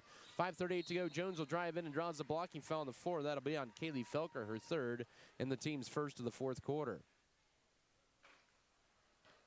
So Felker with 3, Kaylee that is. Mackenzie Metzger with 3 fouls with 5:38 to go. Lady Beavers are in jeopardy of hitting their season low of points as Kurleski exits. And Emily Resendez back in for Holcomb. 5:38 to go, 47-25. Here's Jones. Spin move, flips it right side to Denniston. Double team, rips it out right side to Galliard. Up top to Jones, back to Galliard with 5.5 to go in this one. 47-25, Holcomb with the lead. This was a 16-15 halftime game for Longhorns. Left corner, here's Denniston now to Wickwar's hit a couple threes. Jones another heat check. Oh, that one's short, but rebound follow-up good, and one for Wickwar. She has 8 second half points and ties the career high with that 49-25 with 5:11 to go. Kaylee Felker picks up her 4th foul, 2nd team foul of the fourth quarter, 5:11 to go. 49-25. And that one too strong. The rebound, Chris Irvin, she's had a nice rebounding game, her 6th board of the night. And then a steal by Jones, and the layup is good. She has 24, and it's 51-25 with 5 minutes to go. Holcomb is on a 35-10 run in this second half. Oh, Avery Lewis may have, she did travel. And that'll be turnover number 10. Boy, when it rains, it pours. Kaylee Felker exits, re-entering as Piper Fox for Scott City. And Holcomb has taken full control of this game. This was a 2-point game with 4.5 to go third quarter. Since then, it's 28-4 for Holcomb. They got almost white hot from the floor. Scott City just stayed pretty much ice cold. Wickwar in, it goes to Resendez, kicks it a little too high. And trying to get it to Denniston out high, and that'll be turnover number 9 on Scott City, or on Holcomb rather, turnover number 10. As in for the first time is going to be Lanissa Sokup, a 5'7" senior, in for Resendez. Team with 3 seniors, 4:28 to go. Up top now with it, Avery Lewis steps back. Oh, now to Kendall Gentry. Oh, she traveled with it up top, and that'll be turnover number 11. 4:22 to go. This is a 12-2 run as well for Holcomb in this fourth quarter. Is going to be Mackenzie Metzger for Kendall Gentry. It's been a rough week for the Lady Beavers. It doesn't get any easier for them as they'll go to Colby on Tuesday night. Colby's 10-6 on the year. Holcomb comes in tonight 11-5. 4:15 to go. Scott City's really, I think they played pretty good defense, and they showed it right there, almost get the steal. And then Hallie Jones, oh, whoa, they were going to say last deflected. That's a tough break. In a 26-point game, not a whole lot of arguing. 51-25 your score is Denniston inbounded in. Up top now to Wickwar. The midway mark of this fourth period. Left side, it goes to Wickwar, and left side to Hallie Jones. 51-25, your score up top to Galliard. Back it goes to Jones. Back to Galliard. Holcomb just going to play keep away, and why not? Now splitting defenders. Here's Denniston. Her layup is good. She has a 53-25 with 3:44 to go, I should say. And now with it up top, here's Piper Fox. Now Chris Irvin looking to penetrate, pivots, loses, or gets it stripped. She'll throw it up, and she'll draw a foul. A desperation shot will send Irvin to the line for 2 free throws. With 3:31 to go, team foul number 2 on Holcomb here in this fourth quarter. Brooklyn Denniston's going to match her foul count with her jersey number, her 3rd, with 3:31 to go. 2 free throws coming up here for Chris Irvin. She's 0 for 1 there at the line. And clanks off. She's now 0 for 2. Scott City was 1 of 2 in that third quarter. They were 5 of 9. They're now 5 of 10 in this one. As out is Wickwar. Second free throw, that one off as well, and the rebound to Selkup for Holcomb. Lady Beavers trailing this one 53-25 with 3:25 to go. They cannot buy a basket here tonight. Shooting south at 20% underneath, shot up, and it'll crawl in for Selkup and makes it 55-25 with 3:14 to go. This is a 39-10 run in this second half for the Lady Longhorns. Final 3 minutes of this one, we're going to have a continuous clock. And Irvin, nice strong move. No, the rebound almost stolen away, but good hustle. But they'll say last touch by Holcomb to be Scott City's ball. In this Cheyenne Kramer to replace Avery Lewis here with 2:45 to go. 55-25, Holcomb up by 30, and they get a steal off the inbound. Scott City's turned the ball over a lot in this fourth quarter, and you got to wonder maybe they're just mentally wore down as well. Down the floor it goes to Hallie Jones, pivots in the paint. Up top, Kurleski for a three. No. Rebound, Piper Fox fights her way for the rebound for Scott City, and Erica Felker's hands, and then a reach-in foul. And now let it do is burn more time. That'll be Holcomb's third team foul of the fourth quarter. It's on Hallie Jones, her second. 2:13 to go. Good hustle by Fox there. Lady Beavers are fighting, but just down a little bit too far in this one. Jalen Van Pelt in for Holcomb. Kendall Gentry in for Scott City. Also, Holcomb brings in Emmy Ruiz, a 5'4 freshman. Also back in there is Malia Ruda and Sammy Magana, a 5'4 sophomore. So they clear their bench here with 1:50 to go in this one. Metzger with it for Scott City up top now. Here's Kendall Gentry, drives in, kicks it left side. Krista Irvin, spin move, drives in now. She'll lay it up and score it. She ties a career high with 6 points. 55-27 with 1:36 to go in this one. Scott City's first points in 6 minutes. And then they get a timeout for substitution purposes for Holcomb with 1:25 to go. And now Kaylee Felker in for Scott City with 1:20 to go in this one. As they bring in Brooke Basham, a 5'4 freshman, in for the first time. Final 70 seconds of this one. 55-27 your score. Left side, here's Jalen Van Pelt. Scott City is going to drop to 9-7 on the year. 9-8 on the year. Here's a steal, and then here's Irvin. Jumps up, and she has a career high with 8. 55-29 with 55 seconds to go. So Irvin forces Holcomb in their 11th turnover. 55-29, 48 seconds to go. At Colby on Tuesday, and then 2 more at home to wrap up the regular season. 38 seconds to go.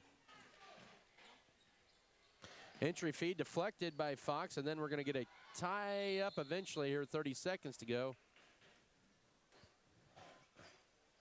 It'll still stay Longhorn basketball.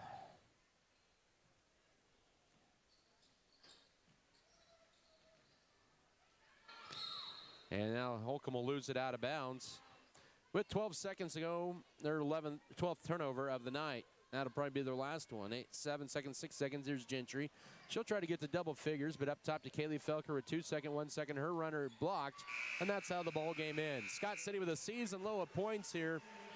That was a 39-14 run for Holcomb in the second half, as they could not miss in that third quarter, and they win it here tonight.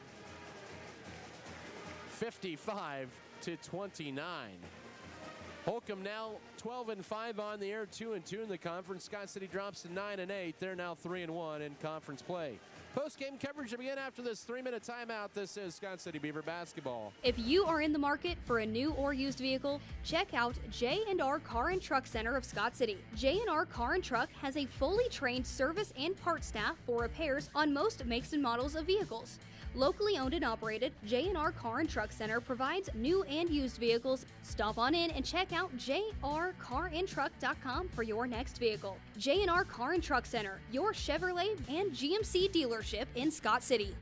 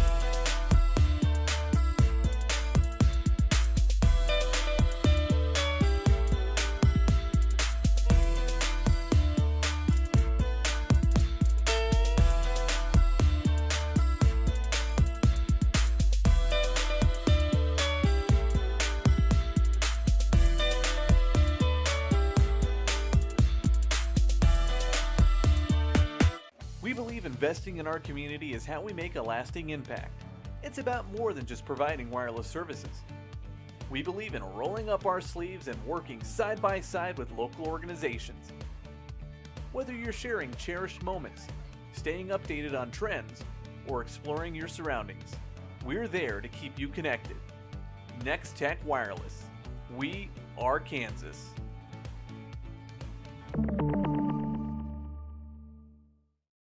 The dedicated team at Norder Supply is passionate about assisting our customers in achieving maximum net return per acre. That is how we define our success.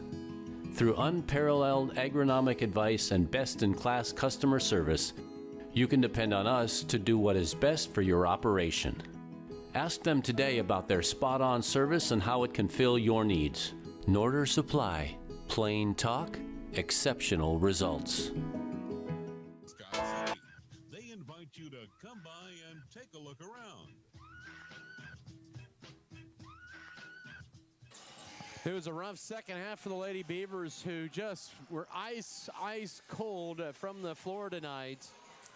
And they gave it a good effort, did Scott City, but boy, Holcomb was hot shooting, counter Scott City's cold shooting, and that just proved to be a disaster tonight for the Lady Beavers. They had the good effort, they had the good defense at times, but would fall tonight to a very hungry Holcomb team. Final was 55-29 for Holcomb, as the Lady Longhorns would outscore Scott City in that second half alone by the count of 39-14. There was a running clock in the final 3 minutes of the game after Holcomb had it up by 30. Scott City was to within 2 at the 4:33 mark of the third quarter. That's when Holcomb just went off. It was a 32-4 run during about an 8-minute stretch of this, or make that a 9-minute stretch of this ball game. And Holcomb would pull away and win it here tonight, 55-29. Hallie Jones with another 20-point performance, her third straight game of at least 20 points for Scott City, or against Scott City. Jones had 24 points, 10 for Jared Kurleski, and also 8 tonight for Brooklyn Denniston, and also 8 for Jaylee Wickwar as well in the game tonight. For Holcomb, Bella Galliard had 2, and Emily Resendez had 3. So once again, Hallie Jones with 24, Jared Kurleski with 10, 8 each for Brooklyn Denniston and Jaylee Wickwar, 3 for Emily Resendez at the foul line, and 2 for Bella Galliard. Holcomb was 6 of 9 from the line. They did have 25 rebounds, 20 of those on the defensive end. They had 12 turnovers and 6 steals and just 13 fouls tonight. For Scott City, it was a 9-point performance for a second straight game for Avery Lewis. Also 9 for Kendall Gentry, 8 for Chris Irvin, a new career high for her. She had the final 4 points of the game, 3 for Cheyenne Kramer. She had their opening field goal of the game, and just 2 tonight for Erica Felker, as she had a lot of shots just crawl out for her tonight. Scott City with a season low of points here tonight, as they fall to 3-1 in conference play and 9-8 overall. Lady Beavers struggled a little bit at the line here tonight. They were just 1 of 3, make that 2 of 5 in the second half. And they ended up 5 of 11 for the ball game unofficially. Scott City did a pretty good job with the turnovers. They did have some late. They ended up with 12. They had just 4 steals in the ball game and had 12 fouls. But they also had just 9 defensive rebounds, 6 offensive boards unofficially for 15 rebounds, 16, 18, 21 rebounds. I was off a little bit. They had 21 rebounds in the ball game and did not get them all tabulated. But the Lady Beavers fall in this one by the count of 55-29. Holcomb sweeps the season series for the second consecutive year, actually the third consecutive year. They have now won 7 last 8. And make it the third straight year, and they have now won 6 in a row in this series. We'll take a 1 minute, make it a 30-second timeout. 30-second break. We'll come back and hear the comments from head coach Brian Gentry. Once again, back in 30 seconds. This is Scott City Beaver basketball.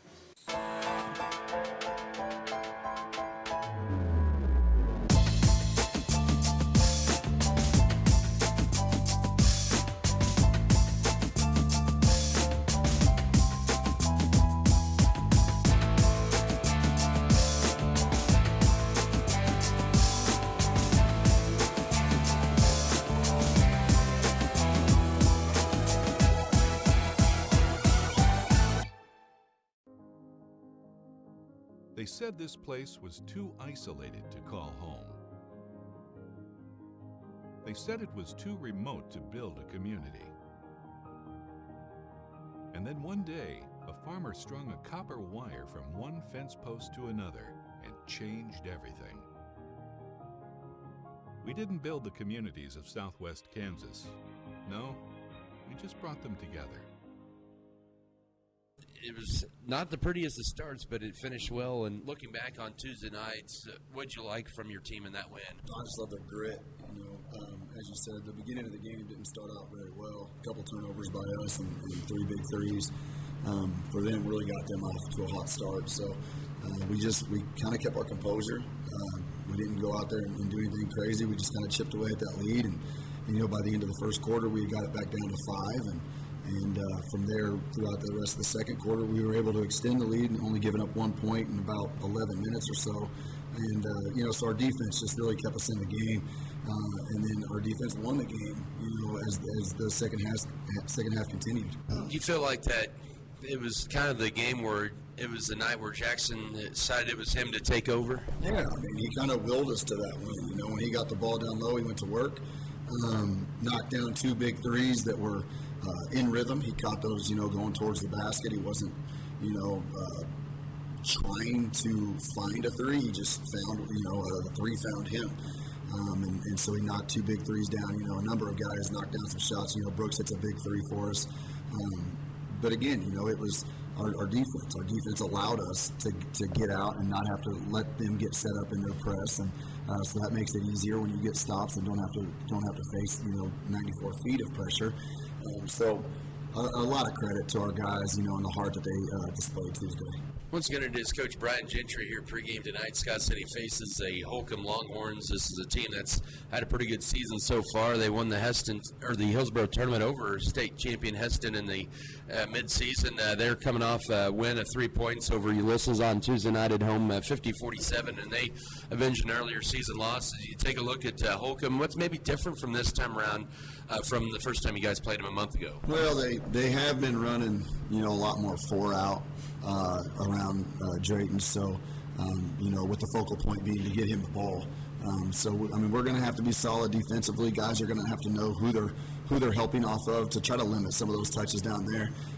The more touches that we can, limit him getting down there, the less Jackson has to, battle. So staying out of foul trouble will be big. But we got to do a good job of helping, but then still being able to get back out to those shooters. They do have guys that are capable of getting hot, and if they see a shot go down, they all kind of feed off of that. So we've got to be in good spots defensively, and then offensively, we've got to just flow. We don't need to force anything. We just need to play in a rhythm. All 5 guys out there need to be a threat, whether that be to shoot it or drive it. And just, again, find that rhythm and continue to build on what we've been doing, because our offense is getting better. We're being more aggressive. More guys are finding themselves open because they're moving.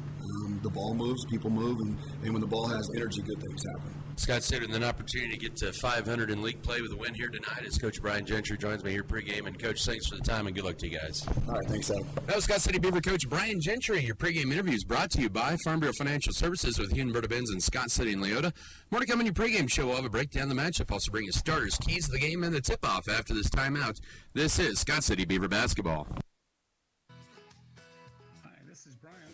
Transform your farm's future with premium hybrids, robust data, and unparalleled expertise from Axis Seed Red Barn. We partner with you to customize a plan featuring industry-leading seed that matches your unique soil and growing conditions, helping you to farm differently and making your operation more profitable. Contact us at www.redbarn.ag to gain access to premium seed proven to outperform. And go Beavers!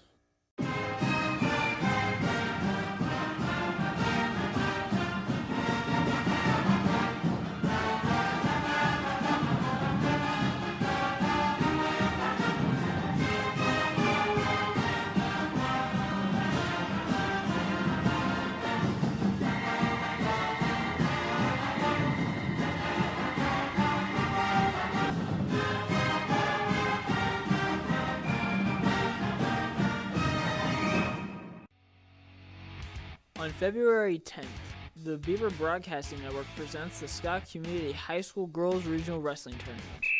Watch your Scott City Beavers take on the best in the area for a shot of advancing to the state tournament. The broadcast is only available on the Beaver Broadcasting Network YouTube channel. The broadcast BBN is free to watch. Subscribe to be notified when we go live. Sports have this amazing way of making a positive impact in our community, whether it's helping children, boosting local economies, or creating role models. That's our goal at American Implement, too. We believe in being a part of the communities we serve by just being a good neighbor. Thanks for being ours. There's nothing more spacious than Western Kansas, and nobody closer than our communities. We are determined to keep our communities connected to schools, kids to teachers and parents. We believe a connected world is a better place. We're more than what we do for our hometowns. It's what we do with our hometowns. S&T is proud to be your family, your friends, your neighbor. Or the Beaver boys, won the meeting in this building a year ago by the count of 56-43. Holcomb has won 3 in a row, including 47-40, 55-53, and 53-41 the last meeting. And that actually happened a month ago here, but Scott City, or all 3 of those losses for the Beavers were at Holcomb. This is a 60-step meeting in the series. Both teams have won 33 times each. And they've played every year since the late 80s. Should have a fun one here tonight. As Scott City, once again this year, led by Jackson Rumford, just under 18.7 rebounds a game. And he's coming off that career-high 33 points and 9 rebounds on Tuesday night at Lakin. And Scott City's big victory, 47-36 over the Bronx there to get to 9-7 on the year, matched their win total from a year ago. Scott City also trying to even up their league record as they are 1-2 in league play here, but have an opportunity here. They did have a season, or one of their season highs of turnovers at 26, but that was probably going to happen just the tempo and the pace that Holcomb or Lakin, plays with there. But good effort for the Beavers all around in that victory over the Lakin Bronx, and a big road win, 47-36 on Tuesday night, and won there for the first time since 2019. They do get Eloy Ruelas back in the lineup tonight, so Scott City about as full strength as they can be, but that's a good sight to see. On the other side, the Holcomb Longhorns, they've had a really good run after they did defeat Scott City 53-41. They also lost to Lakin that following night 70-65. Then they rattled off 4 wins in a row, including against state-ranked Heston, a 3-time 3A state champion Swather team, 42-38 in the Hillsborough Trojan Classic to win that one. And then they defeated Colby and then lost to state-ranked Hugoton and Goodland, and then defeated Ulysses at home on Tuesday night, a pesky Tiger team, 50-47. They led most of that night. They were led by Caden Hardy with 15 and Corbin Johnson with 11 on Tuesday night. And Hardy, of course, had a big game against Scott City the last meeting, and with 17 points to lead the Longhorns, as they are now 10-6 on the year and 2-1 in the conference standings here, as they had that big showing there. As other games tonight in the Great West Activity Conference, Goodland has a night off. A lot of teams tonight in the league are playing what you would call non-league games. With the, well, 2 of them anyway. You have Colby taking on Dodge City at home against the Red Demons up at the Event Center. That's where Scott City heads on Tuesday night. Goodland has a night off, and Hugoton is out of league play tonight as they are taking on the Syracuse Bulldogs. And also Cimarron and Ulysses are battling tonight. I believe that is in Ulysses. They played in Cimarron last time, and 2 weeks ago. We will step aside for another time. Now we'll come back at least 2 minutes from now. We'll talk with Coach Amy Felker, hopefully. Come back in 2 minutes. This is Lady Beaver Scott City Beaver basketball. BBN is supported by Shapland Real Estate, State Farm,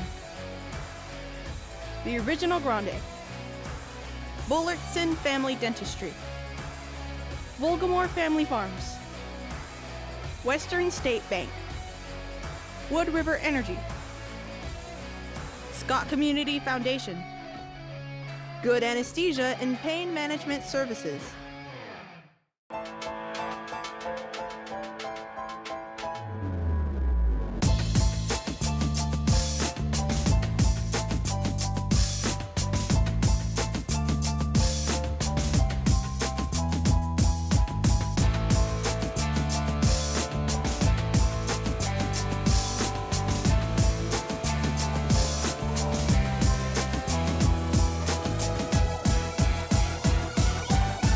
Great American flag on South 2nd Street in Dodge City.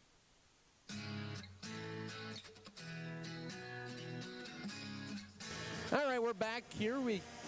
We'll talk now with Coach Amy Felker here as we recap the Lady Beavers game. Coach, it just seemed like it was one of those nights where it happened to be a cold shooting night for Scott City, but Holcomb would be the hot shooter. What did you see tonight? You know, our shots were just definitely not falling, and, you know, we told them to start attacking, and we just couldn't get anything to go offensively. You know, first half defensively, we played strong, and we did a great job. They got a little run right there at the beginning of the third quarter, and we just, our effort, we just got down on ourselves. You know, we just mentally crumbled just a little bit. So, you know, we got to do better of sticking together and believing in our team, but you know, we just got to move on and throw this one out of the way and be ready for Tuesday. Well, I was going to say, I think first half I thought was probably one of your better defenses for a half all season long. You know, we did. We knew exactly what our game plan was, and we were doing everything spot on. And you know, it was a great half. We praised the girls, and we told them, you know, we just got to keep that intensity. The shots are going to start falling, and you know, we just had a little collapse after they made a few big shots on us, and you know, we just got to do better of staying composed and believing that we can make the next run, and we just couldn't just get over that tonight. And you know, just like you said, just one of those nights. But I think there were some good things, like you said there. It was good to see. I think probably one of your more aggressive players overall tonight was Chris Irvin. She was kind of like a bulldog down there and had about 5 or 6 rebounds, and she ended up with 8 points, a new career for her. And I thought, boy, her effort really didn't go unnoticed tonight. You know, she did. She played hard for, you know, the 32 minutes, and she did exactly what we asked her to do. You know, we wanted somebody to go to the boards. We wanted people to attack the basket.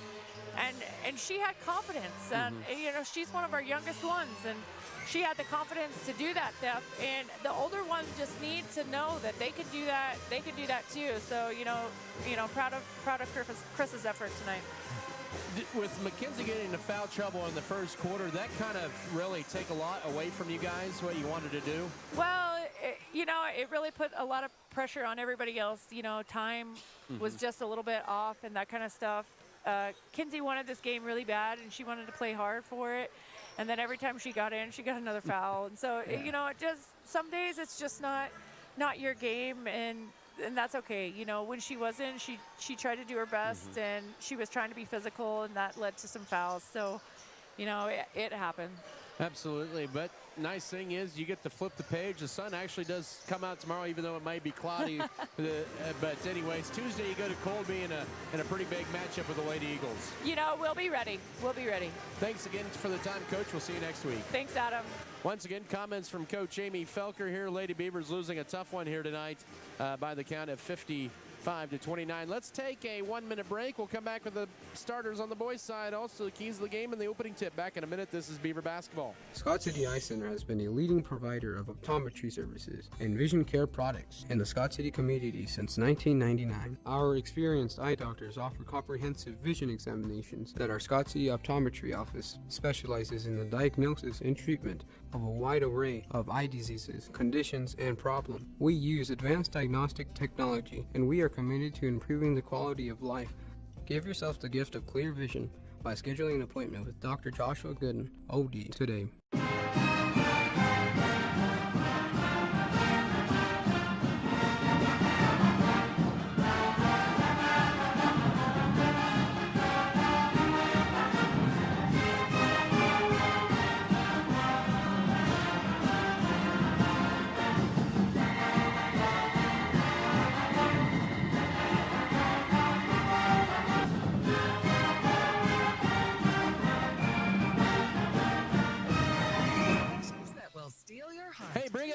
only needed 1 minute.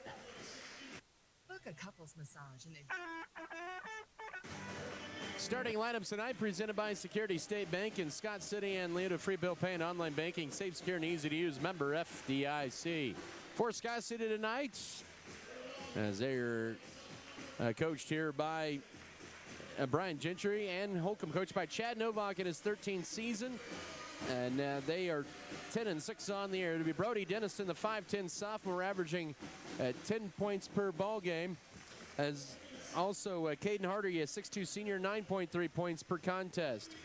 Corbin Johnson, the 5'11 sophomore, at 6.7 points a game. Jared Harrell, a 6'3 junior, at 6 points a game. And Drayton Knoll, a 6'5 junior, at 8 points a game. Brody Denniston, Caden Hardy, Corbin Johnson, Jared Harrell, and Drayton Knoll. For Scott City, coached by Brian Gentry in his 7th season, assisted by Joey Meyer and Drew Kite. It'll be Sage Steckline getting the start once again tonight. He is a 6'6 senior, averaging 8.3 points per ball game and 4.6 boards. Also, tonight it'll be Avery Knoll, the 6'3 senior. Or correction, how about that?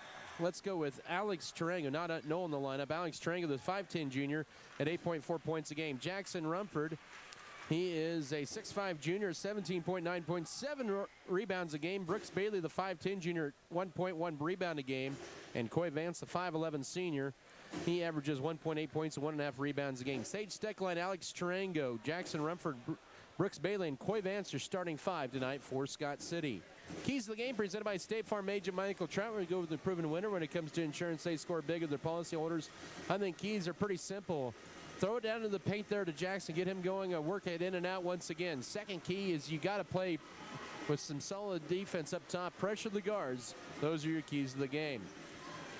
Scott City tonight is wearing those home white uniforms with light blue numbers and letters and dark blue trim. Holcomb tonight and the road black uniforms with the white numbers and letters and orange and black trim.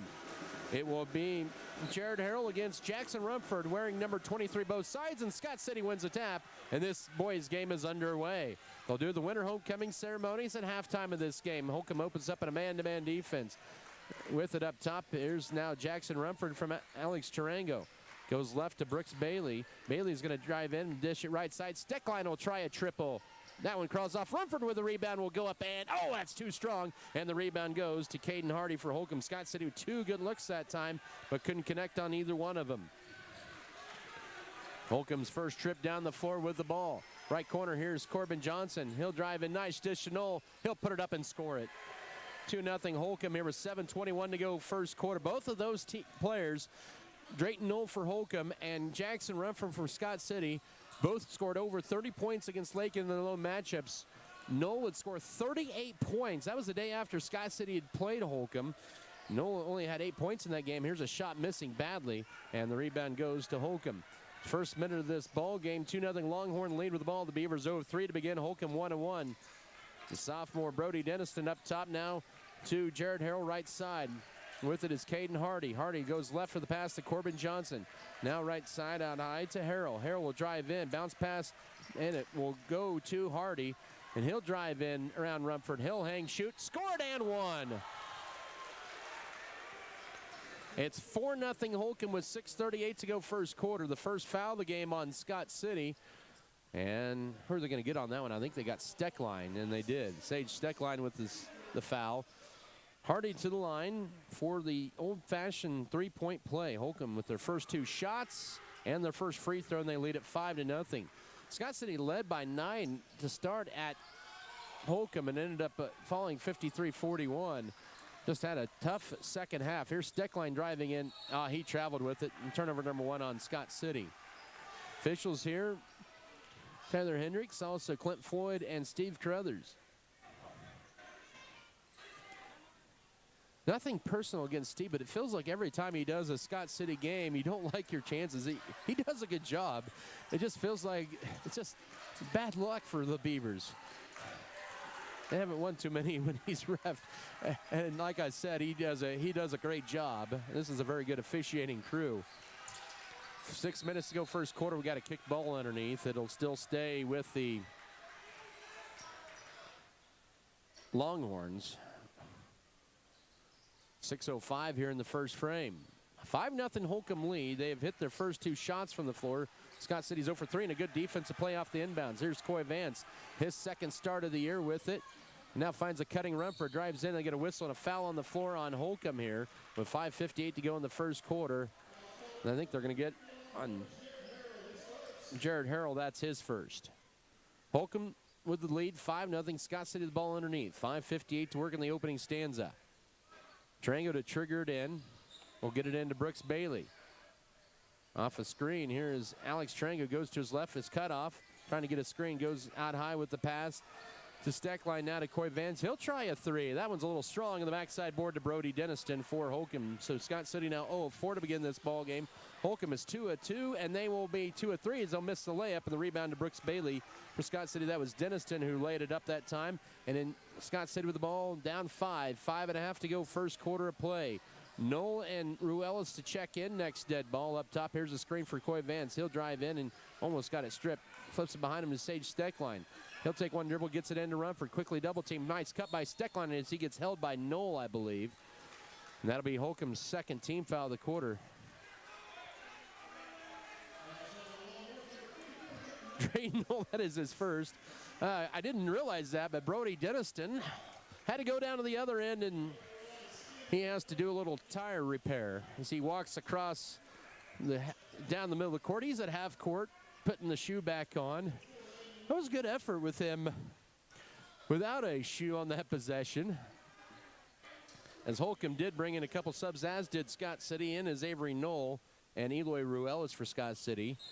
Holcomb brought in a couple as well. They brought in Aiden Brown, a sophomore. Here's Trango for 3. Good! He's got it on the right wing off the inbounds. His 15-3 puts Scott City on the board with 5:12 to go first quarter at 5-3. Holcomb with the ball. Also, Landon Leonard, a 6'1 junior, in for the first time. He adds around 3 points a game, and Holcomb throws it away for their second turnover. 5:01 here in the first, so Scott City needed that 3 to get the scoring going. They're back to within 2. Under 5 here in the opening frame. With it is Trango up top. Spin move, goes to his right. Now needs help looking for a cutter. Oh, he double dribbled with it, and that'll be Scott City's second turnover. Little indecision that time. Tried to get it. Oh, are we going to get that changed here? As Carruthers and also Hendricks talk about it. It did look like a double dribble, to be honest.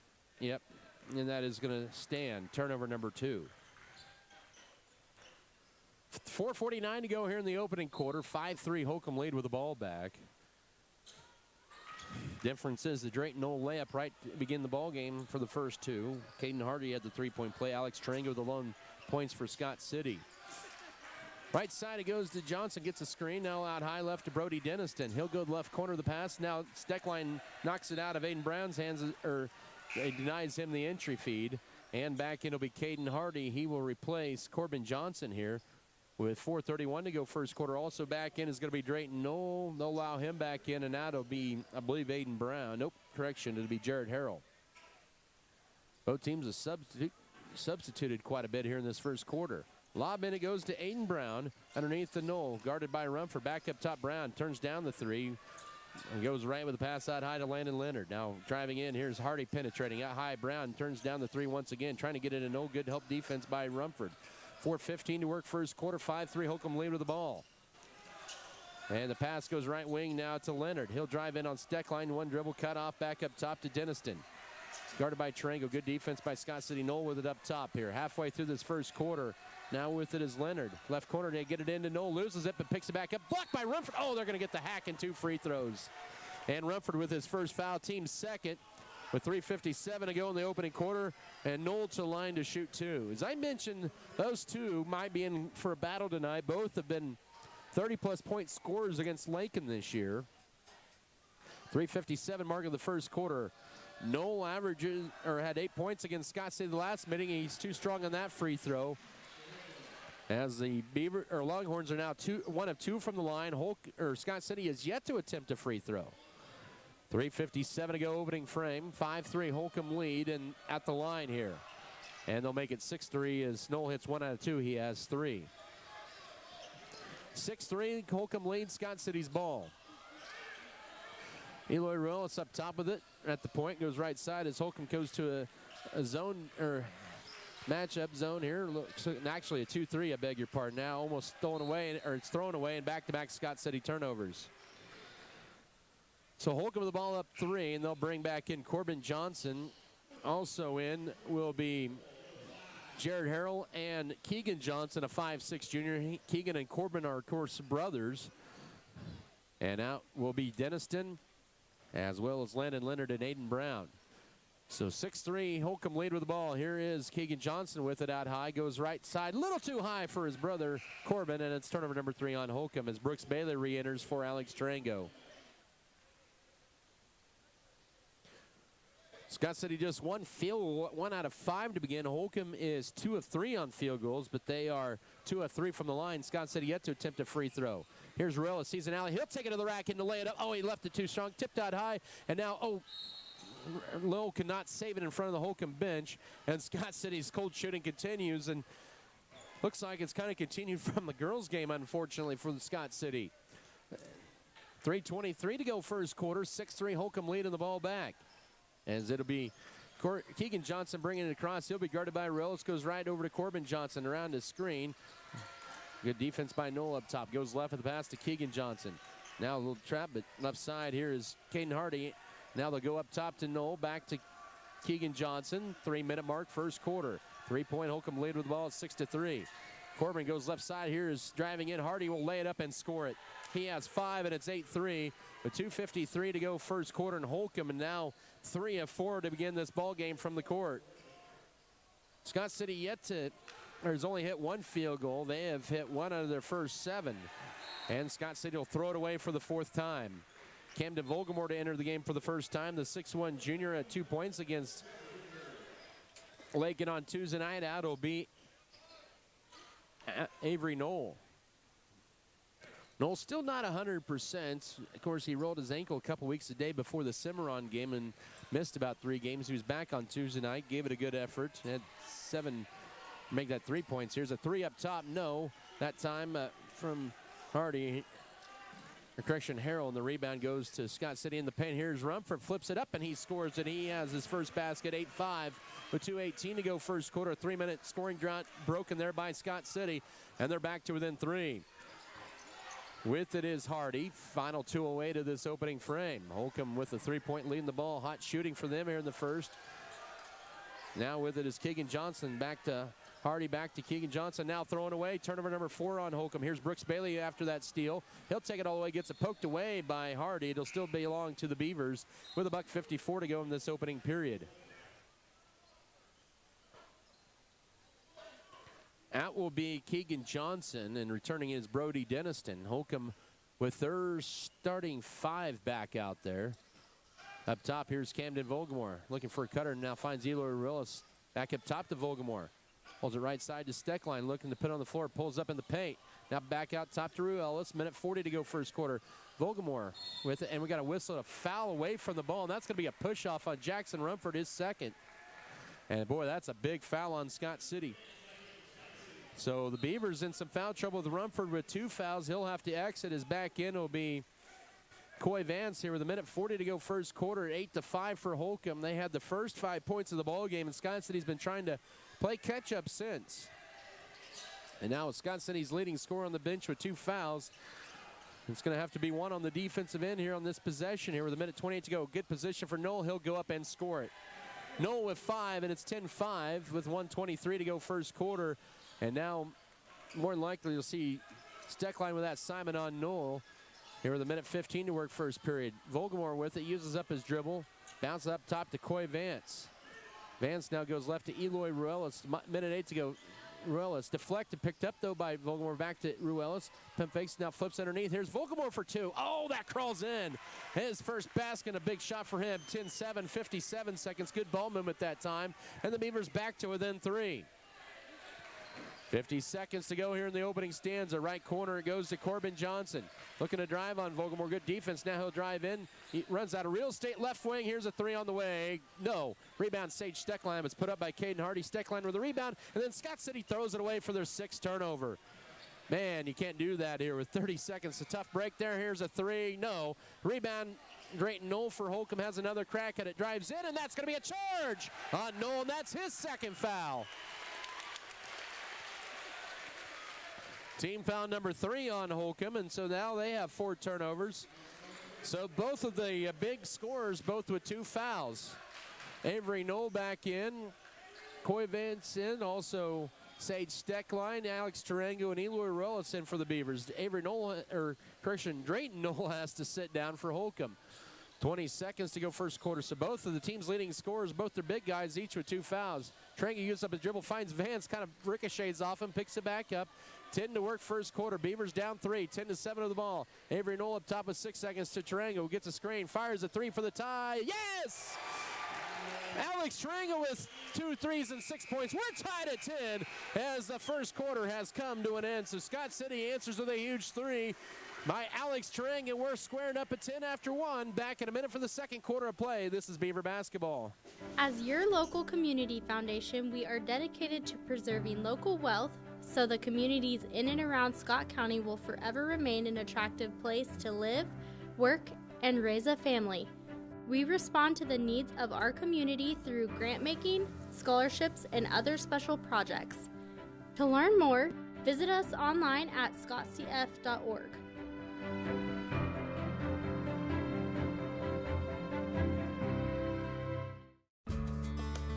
Adding value to our community has been our priority since day one. That's why the Scott Co-op is here with 8 elevator locations, 2 service stations, 5 card trolls, bulk fuel and oil delivery, as well as a full-service agronomy department, including agronomy services, seed, chemical, fertilizer, and custom application.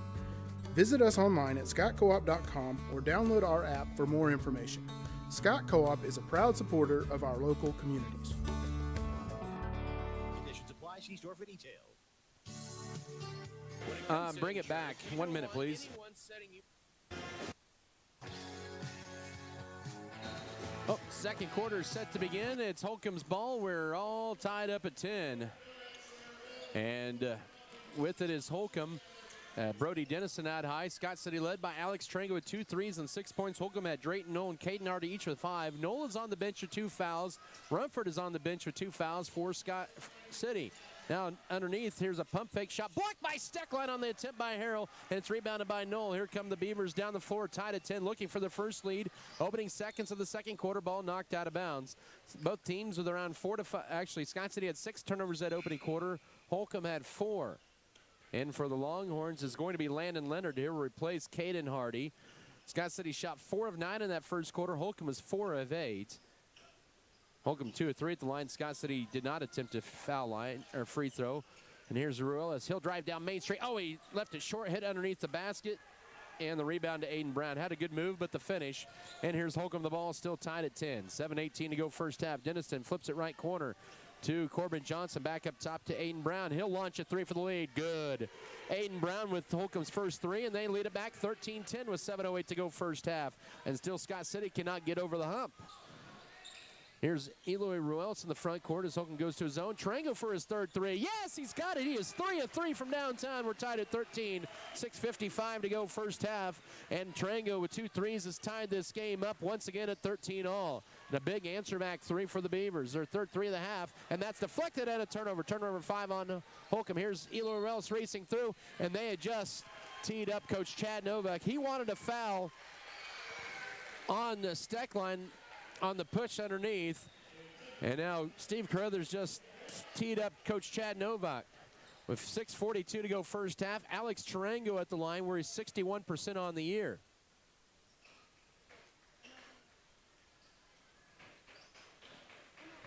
Wow. 2 free throws coming up here for Tarango to try to give Scott City the first lead of the night. He can't hit that one. A week ago, Tarango had a career-high 15 points at Ulysses. He has been in double figures 3 of the last 5 games. And he gets that one to bounce in 4 of the last 6. And Scott City with their first lead of the night with 6:42 to go first half at 14-13. Tarango now with 10 of Scott City's 14 points, 3 of those from three-point range. You had to wonder, though, if his free throws are maybe in too close of range for him. But Scott City is up by 1. They've scored 9 of the last 12 points of the ball game over the last 2 minutes. 14-13 Beaver lead with the ball. They'll inbound it into the backcourt to Eloy Ruelas. And he'll flip it back in the front court right to Alex Tarango. Back to Ruelas. He'll look to penetrate. Dribbles behind the back. And now with it up top, 6.5 to go second quarter. Coy Vance up top to Tarango. Spin move at the foul line. Oh, he lost the handle of it, and it's going to be turned over for the 7th time, and a whistle and a blocking foul on the Beavers. As Caden Hardy set to check in for Holcomb with 6:21 to go second quarter.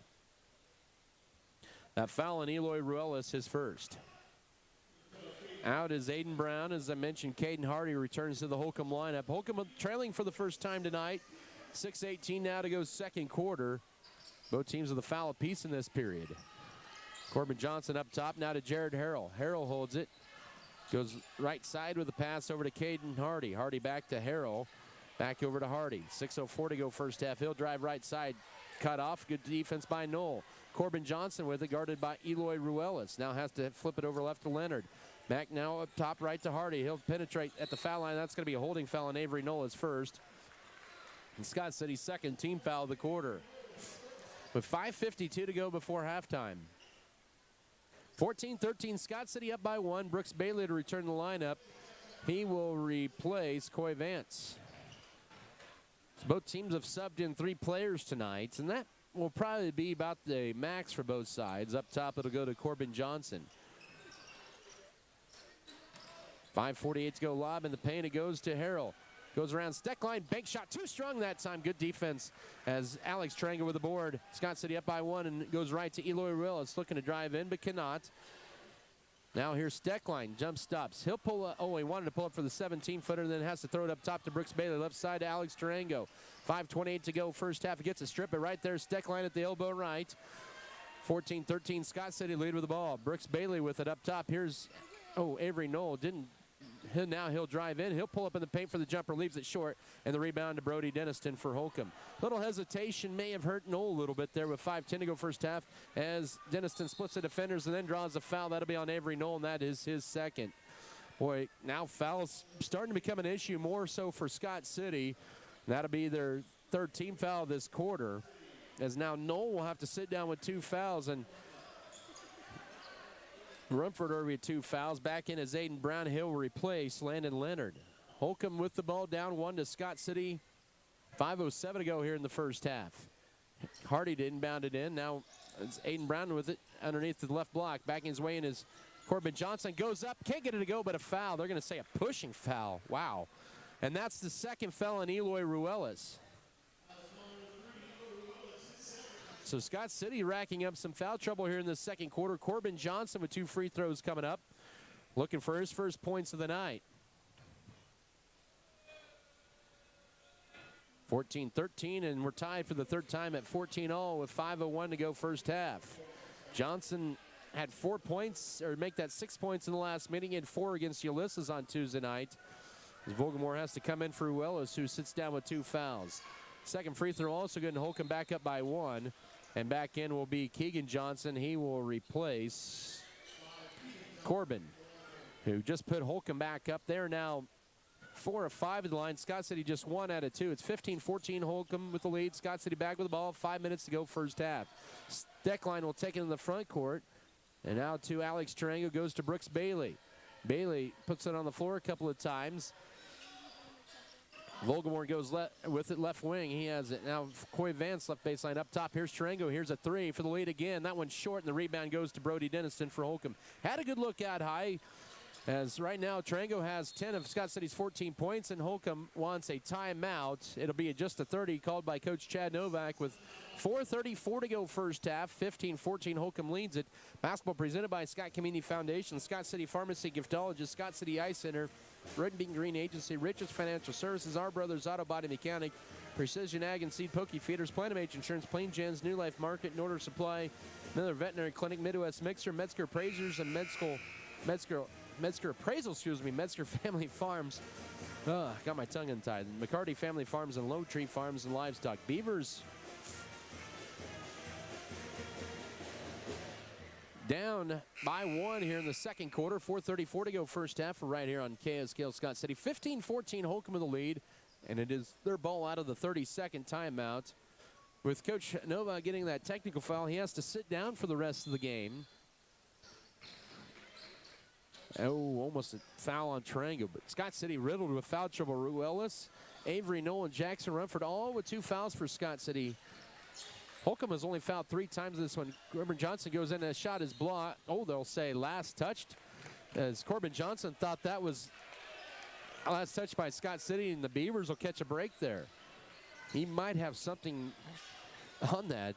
Here with 4:20 to go first half, but the Beavers with the ball down 1. They need to take advantage of that. 15-14 your score. Bailey up top the Steck line. Now to Coy Vance looking for a cutter. Still holding it. Now finds Brooks Bailey up top. He'll drive in back to Vance, who looks to penetrate. Oh, he carried it. That'll be turnover number 8 on Scott City. So unforced errors here in this first half. Scott City right now in a little bit of survival mode, with Ruelas, Knoll, and Rumford all on the bench with 2 fouls. Drayton Knoll on the bench with 2 fouls for Holcomb at the halfway mark of the second quarter. Both the post players in this game picked up their 2 fouls in the first quarter. Out high goes to Caden Hardy. He looks to drive the left lane line. He's cut off, and now a high to Brody Denniston. He'll drive in on Vance. Hangs, shoots it, and he got it and one.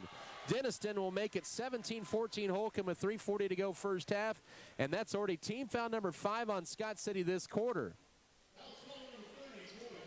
And Coy Vance picks up his first foul. As Avery Radke is now called upon, the 6-foot sophomore, he'll replace Vance. And in is going to be Landon Leonard for Holcomb to replace Keegan Johnson. Denniston, who had 11 points in the last meeting against Scott City, had 4 on Tuesday night against Ulysses, looking to extend the Holcomb lead. They've scored the last 4 and make it the last 5, and Holcomb is now 5 of 6 from the line and lead at 18-14 with 3:35 to go as they've scored the last 5 of this ball game. After Scott City had a 14-13 lead. Brooks Bailey for a deep 3 left wing. That one misses badly. Rebound tracked down high. Here's Corbin Johnson, on the run for Holcomb. Scott City in a 3-minute scoring hole. Holcomb has scored the last 5 points. Only 1 field goal in the second quarter and a blocking foul at high. The fouls are 6-1 in this second quarter, and the only foul on Holcomb in this quarter has been a technical foul. As they get Tarango with this first, Denniston to line to shoot 2 free throws where he just hit a 3-point play moments ago. 3:15 to go second quarter, and Coach Brian Gentry is going to bring in Eloy Ruelas here as Denniston hits the first. 19-14 your score, 3:15 to go second quarter. Play Volgamore exits. As mentioned, Ruelas in, and back in for Holcomb is Jared Harrell to replace Aiden Brown. 19-14 with 3:15 to go first half. Second free throw up, and that is good as well. And Denniston with the last 5 as it's now a 7-0 Holcomb run. 3:10 to go first half. Scott City on a 3.5-minute drought. Here's Steckline with it. Almost walked with it. Now he's trapped out high. Finds Brooks Bailey. He'll drive in. He will lay it up. Oh, that's going to be a charge. I mean, after a while, you've got to try to even this foul count out a little bit as Bailey commits foul number 1. And that probably was the right call. It's Scott City with their 9th turnover of the half with 3:03 to go second quarter. But only 1 foul, which is a technical foul on the Holcomb bench in the second quarter. Scott City's now been called for 7 fouls in this quarter. Denniston loses it, and he will almost throw it away, but kept alive by Johnson. 2:50 to go first half is 20-14 for Holcomb as they lead Scott City. And that's a foul on Avery Radke is first, and Holcomb will go back to the line. Really the difference is Holcomb is going downhill in this second quarter. Scott City isn't. And they're drawing the fouls, and Holcomb has yet to foul in this quarter by the players, I should say. And Corbin Johnson, who is 2 of 2 from the line, is now 2 of 3 as that one rims in and out. Holcomb now 5 of 6 in this quarter, 7 of 9 for the half. Scott City just 1 of 2. As Radke exits, Avery Knoll checks back in with his 2 personals with 2:46 to go second quarter. The free throw is also short, and that's going to be last touch by they'll say last touch by Holcomb, and it belonged to Scott City. 2:46 to go in the half. Holcomb will pick up the Beavers in the full court. Scott City in a 6-point hole, 20-14. Here's Alex Tarango with the dribble up top. Now out high to Eloy Ruelas with 2:36 to go second quarter. Avery Knoll up top now. Working around left side to Brooks Bailey. He'll put it on the floor. He'll take it strong. Then flips it to Knoll. 2:25 to go first half. Ruelas with it. Scott City in a 4-minute scoring drought and a whistle. Oh, They get a foul on Holcomb. That is their second team foul of the quarter, just their 5th of the half. And they're going to get that, I believe, on Denniston, just his first. Or correction, they're going to get that on Landon Leonard, his first. But that was just the 4th foul on a Holcomb player in this half. Just 5 fouls for them the entire ball game. Scott City has doubled that. 2:18 to go second quarter. Steckline holds it. Now we'll put it on the floor once. Back up top. Here's Tarango looking to penetrate, but good help defense. Now Avery Knoll from the foul line. Jumper's too strong in the rebound in the hands of Jared Harrell, and that's going to be a foul on Brooks Bailey, and that is his second. Scott City has been called for 12 fouls in this half. Holcomb just 6, and 2 free throws coming up for Jared Harrell. The 2:06 to go second quarter. 7 fouls on Scott City in this second quarter, actually 8. How about 9? 2, 3, 5, 6, 7, 8. Free throw is good, and Holcomb extends their lead to 21-14 with 2:06 to go first half. And it's an 8-0 Holcomb run, and 1, 2, 3, 4, 5, 6 of those points are at the line. Harrell with his first point of the night. He averages 6 a ball game. And that one in and out. Rebound Sage Steckline for the Beavers. He grabs his second board. But the Beavers are down by 7. 2 minutes to go second quarter. Holcomb in that 1-2-2 3/4 court. And they get a reach and foul Landon Leonard. That's his second. And the team's third of the quarter. So Leonard with 2, Knoll with 2. The Beavers are on the verge of a 6-minute scoring drought where Holcomb has scored 8 in a row after the Beavers took the lead early second quarter. Scott City only has hit 1 field goal in the second quarter, but they have turned the ball over 3 more times in this period. With it is Vogelmore up top to Eloy Ruelas. Oh, he almost walked with it up top. Tarango looking to drive in. He has 10 of Scott City's 14 points. Avery Knoll up top. Here's Ruelas. 1:40 to go first half. Up top to Camden Vogelmore. Beavers on a 5-minute scoring drought. Vogelmore with it. Back up top to Tarango into Steckline. Catches a nice flip to Tarango. He'll lay it up, and Scott City finally ends the drought. 21-16 with 90 seconds to go first half. As Tarango now with 11, or make that 12 points. He has 12 of Scott City's 16 points, and is just 3 off a career high. With it now is Hardy looking to penetrate. Goes around Vogelmore. Shot blocked by Steckline. Hit the side of the backboard. And the rebound goes to Avery Knoll with it with 1:10 to go. Knoll looking to drive in. Right corner. Can Ruelas knock down a 3? Oh, that rims out. Rebound. Oh, Knoll almost picked up foul number 3. And the rebound goes to Caden Hardy for Holcomb. Final minute of this first half. And driving in. Now throws it away. Does Holcomb. 55 seconds to go first half with it. Right corner is Ruelas for another 3. Yes! Ruelas is on the board, and it's 21-19 with 49 seconds to go. The Beavers are on a 5-0 run, down 2, 40 seconds to work first half. Back up top now goes to Caden Hardy. Left side here is Keegan Johnson. Johnson with it, 30 seconds to go, and they'll almost throw it away. Scott City last 5, little life back in the building.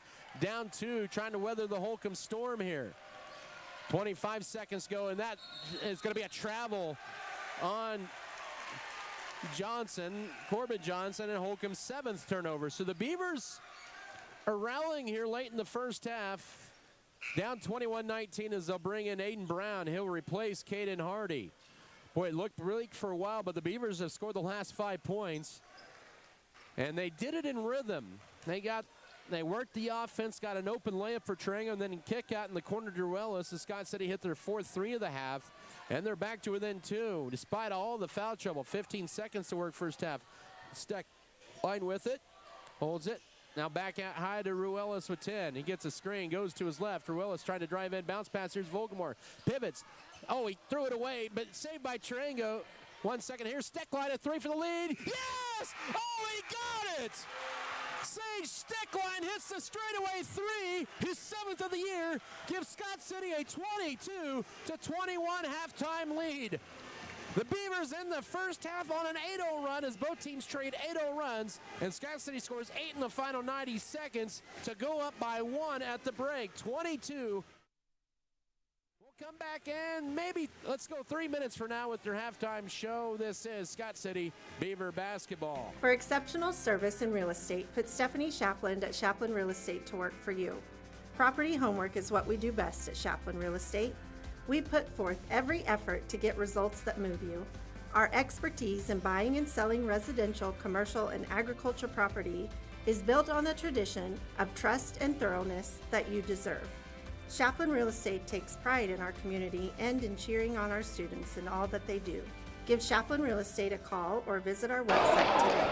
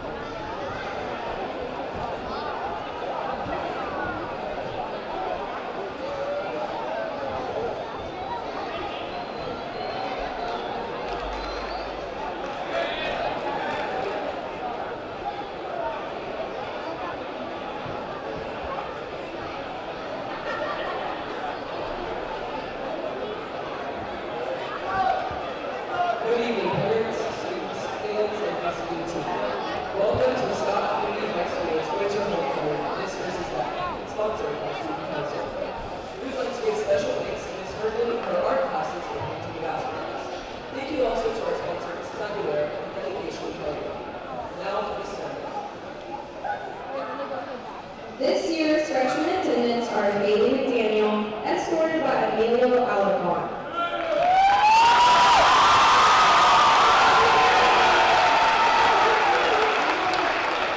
Haley is the daughter of Jeremy and Kristen McDaniel. She's involved in wrestling and track. She's a member of the Pitts Church Youth Group. She enjoys spending time with her family and friends, riding her horses, and going to the lake. Emilio is the son of Mario Orozco and Anna Rodriguez. He participates in cross-country, tennis, wrestling, and on-court.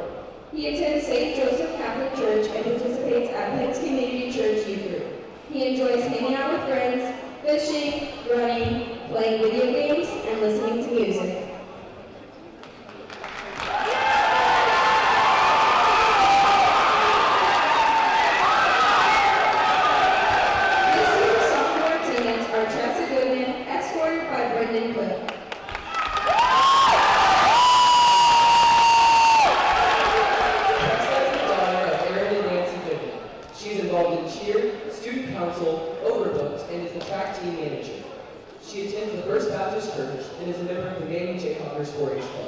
She likes hanging out with Allie, Hannah, and Peyton. She enjoys baking, driving around with Reese, watching movies, and spending time with family. Brendan is the son of Matthew and Megan Leitner. He is active in FCA, football, basketball, and track. He is a member of the First Baptist Church Youth Group. His hobbies include playing sports with his brothers.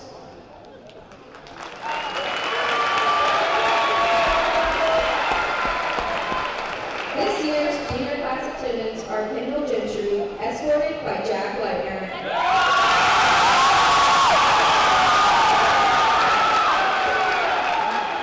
Kendall is the daughter of Brian and Megan Gentry. She participates in volleyball, basketball, track, and NHS. She's a member of the Methodist Church.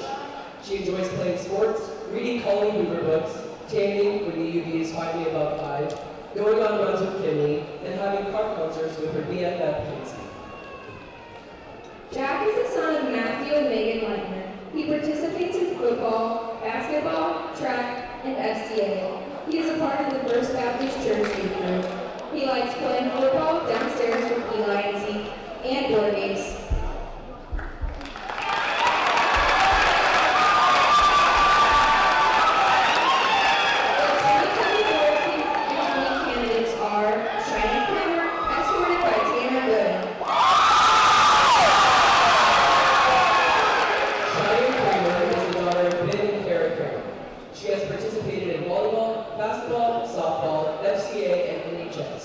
She attends youth group at Community Christian Church and is a member of the Keeley Methodist Church. She enjoys hanging out with friends, going to her grandpa's antique shop, and road trips to softball tournaments with Karen. She plans to attend Levette Community College to play softball and major in elementary education. Tanner is the son of Dr. and Mrs. Gooding. He participates in football, wrestling, powerlifting, and tennis.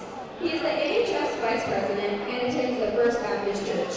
In his free time, he enjoys playing video games, hanging out with the boys, watching movies, and playing piano. He plans to major in engineering at K-State.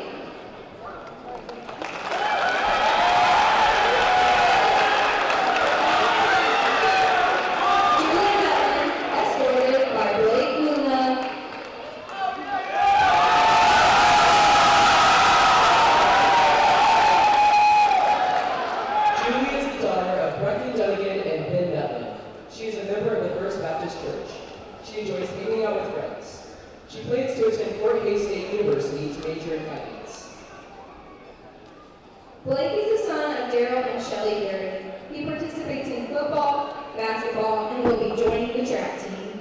He helps get water bottles filled before basketball games, creates high grills for Scott, and works the haunted house. He enjoys video editing, photography, chilling with the bros, and being an inspiration among the youth. He plans to attend Northwest Tech in Woodland. There he wants to become a videographer. Lastly, go Mavericks!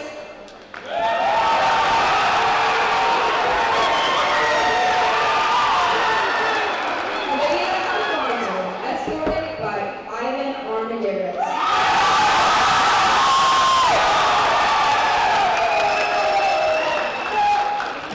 Lydia Alfonso is the daughter of Victor and Blanca Alfonso.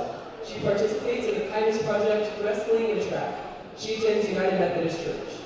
She likes to go out to eat with the wrestling girls, yap at her lunch table, hang out with Lexi, and go out with Brinley and Caleb.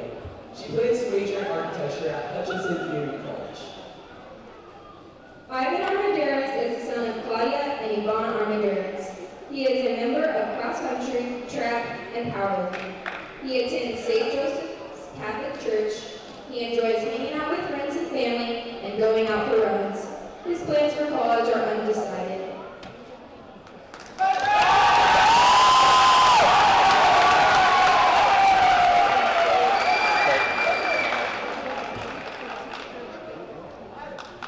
Our junior attendees this year are Kinley Ellis, escorted by Ashton Cooper. Kinley is the daughter of Cody and Trisha Ellis. Ashton is the son of Joshua and Desiree Cooper. Here to crown the king and queen are last year's king, Nathan Rojas, and King John Sowers. Welcome back.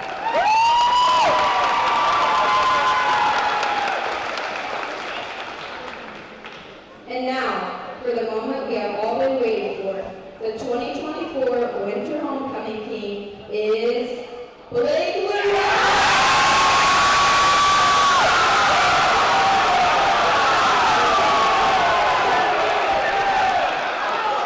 Blake, will you please crown Lydia Alfonso?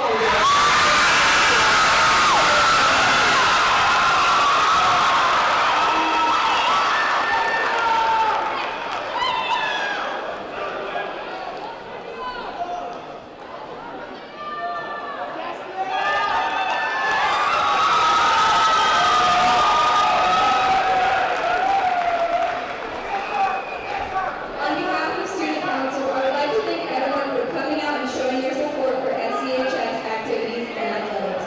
Enjoy the rest of the game.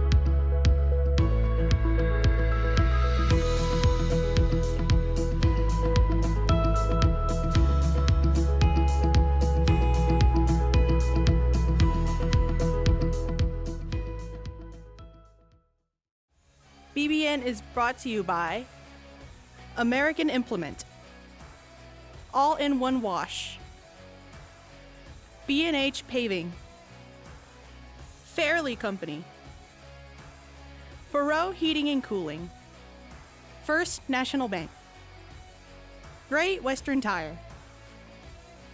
Harris Chiropractic.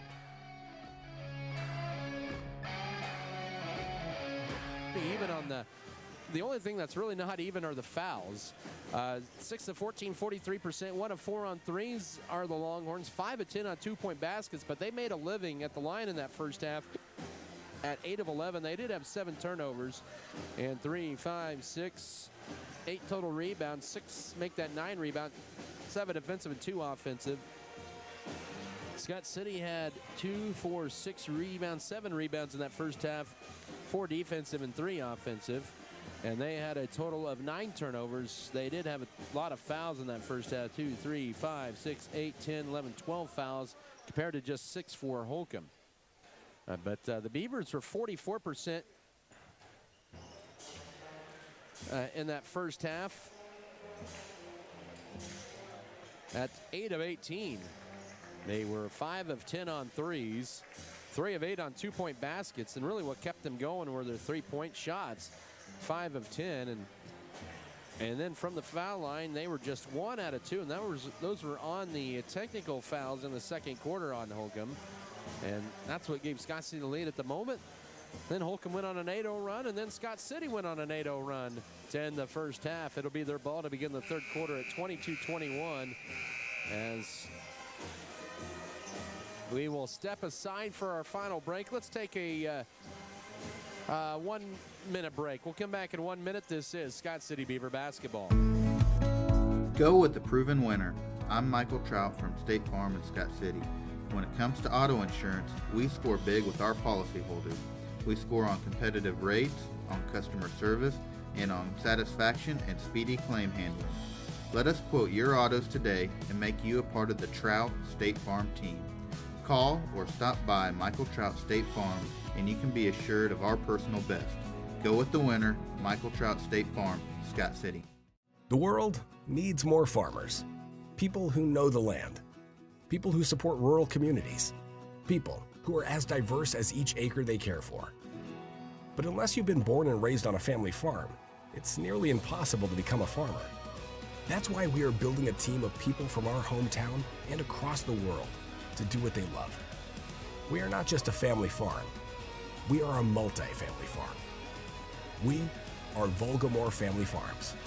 2 months free. Preparation pays, on the field and in life. I'm Michael Trout with State Farm in Scott City. If something happened and you weren't here tomorrow, would your family be provided for? Life insurance is just the right thing to do, the way to be prepared. Stop by or give us a call at Michael Trout State Farm. We can work with you to find the best life insurance plan to fit your need or to make sure you have enough. This isn't something to put off another day. On the field of life, be prepared. Michael Trout State Farm, Scott City. Like a good neighbor, State Farm is there. Scott County Hospital is a highly trained team of motivated and compassionate professionals serving the needs of their community, offering a wide variety of services such as tubals, BioT hormone therapy, sleep disorders center, a variety of therapy services, including TMJ and pelvic floor therapy. Their specialty clinic has over 20 specialists and offers state-of-the-art equipment with 3D mammography and a brand new MRI suite. All this is located close to home in Scott City. Scott County Hospital, with quick scheduling and friendly hometown service. To schedule or for questions, call 620-872-5811.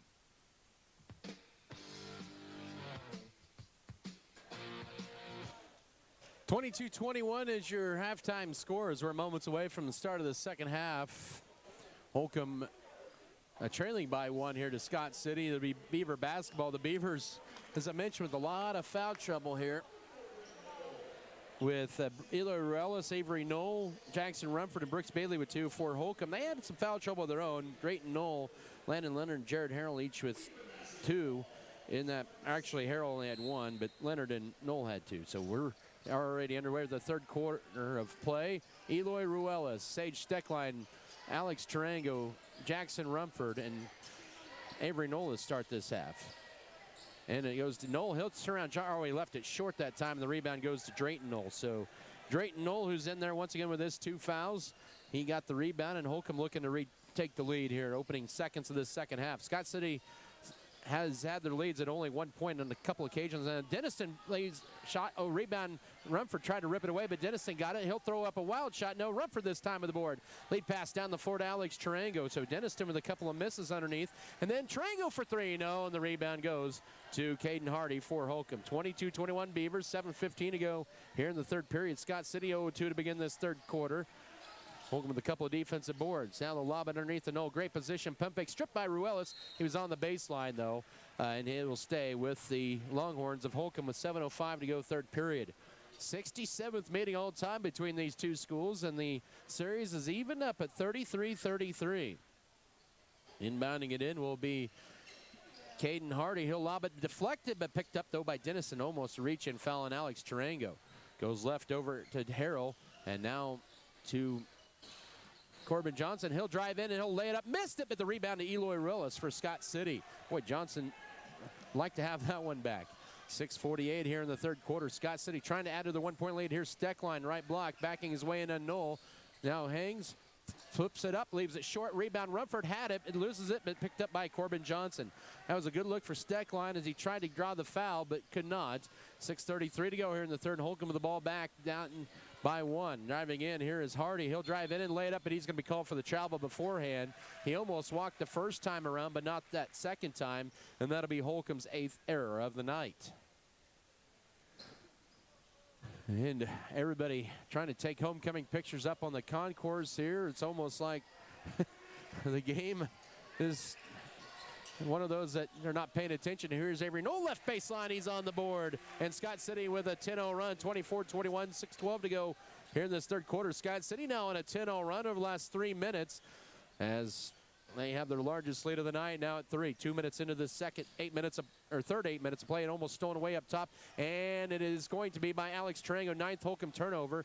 With it is Alex Tarango up top to Jackson Rumford. Pump fakes on the three now. He'll drive in, spin move, catches it. Nice backdoor. Here's Avery Knoll. Reverse layup, no. Follow up, yes. Knoll with 4 in a row. 26-21 and 5:44 to go third quarter. Avery Knoll with all 4 of Scott City's points to begin the second half, including that offensive rebound and a reach and foul there. A hand check on Tarango, his second, team's first of the quarter, with 5:37 to go third period. In will be Landon Leonard for Holcomb. He'll replace Caden Hardy. Scott City with a 12-0 run over the last nearly 5 minutes, or 4 minutes, excuse me. 26-21 is your score. Holcomb has not scored since the 2:06 mark of the third quarter, so they're on a 4.5-minute drought. Denniston left corner, it goes to Jared Harrell.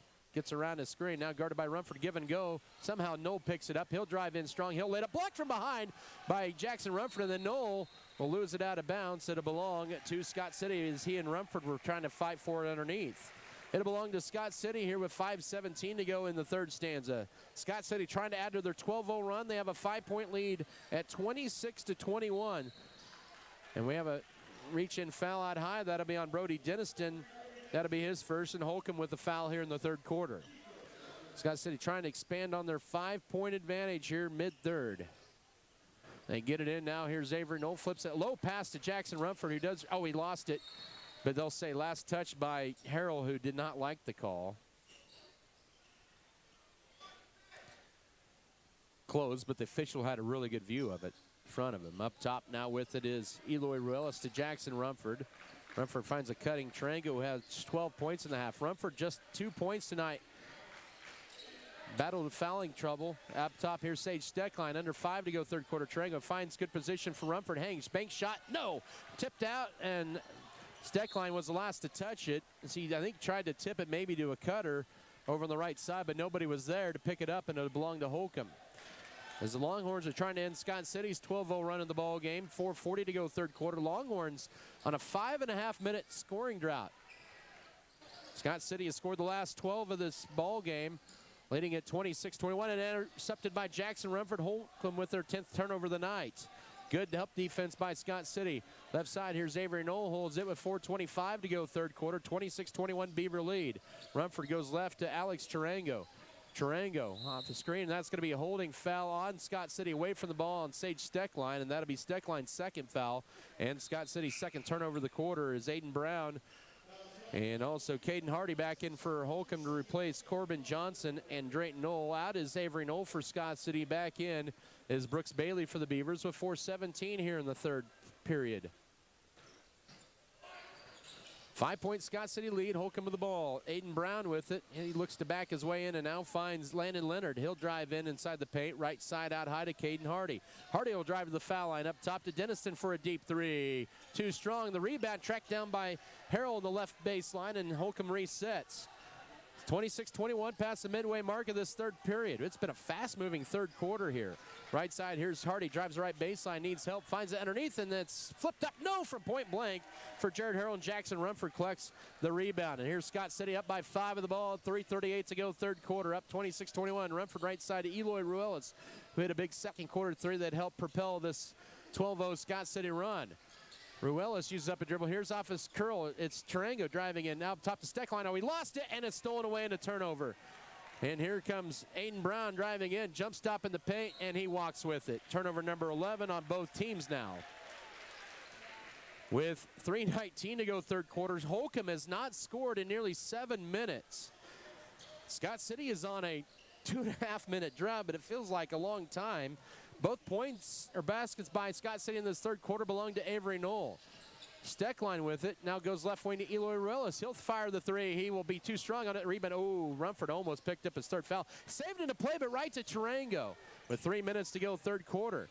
Up top, here's Steckline with it. Beavers up by 5 of the ball, 26-21. Driving in is Tarango. Fade away left baseline. No, and the rebound into the hands of Aiden Brown. Here's Holcomb back with the ball. They have not scored yet this half.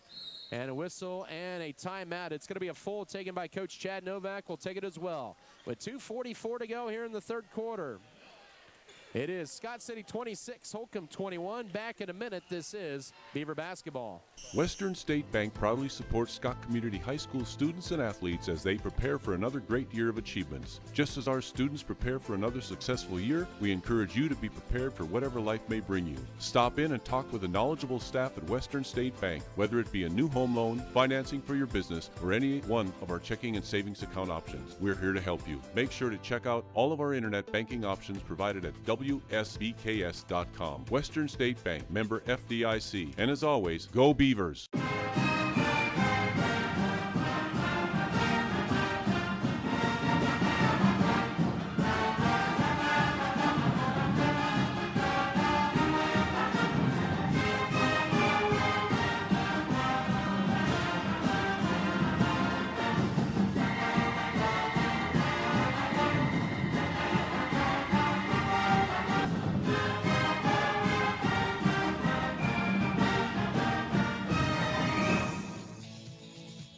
2:44 left in the third quarter. I guess the first timeout of the game was called by Scott City, not Holcomb. I was under a different impression, but we'll go with what the scoreboard has. 26-21 Holcomb with the lead, or with the ball down by 5.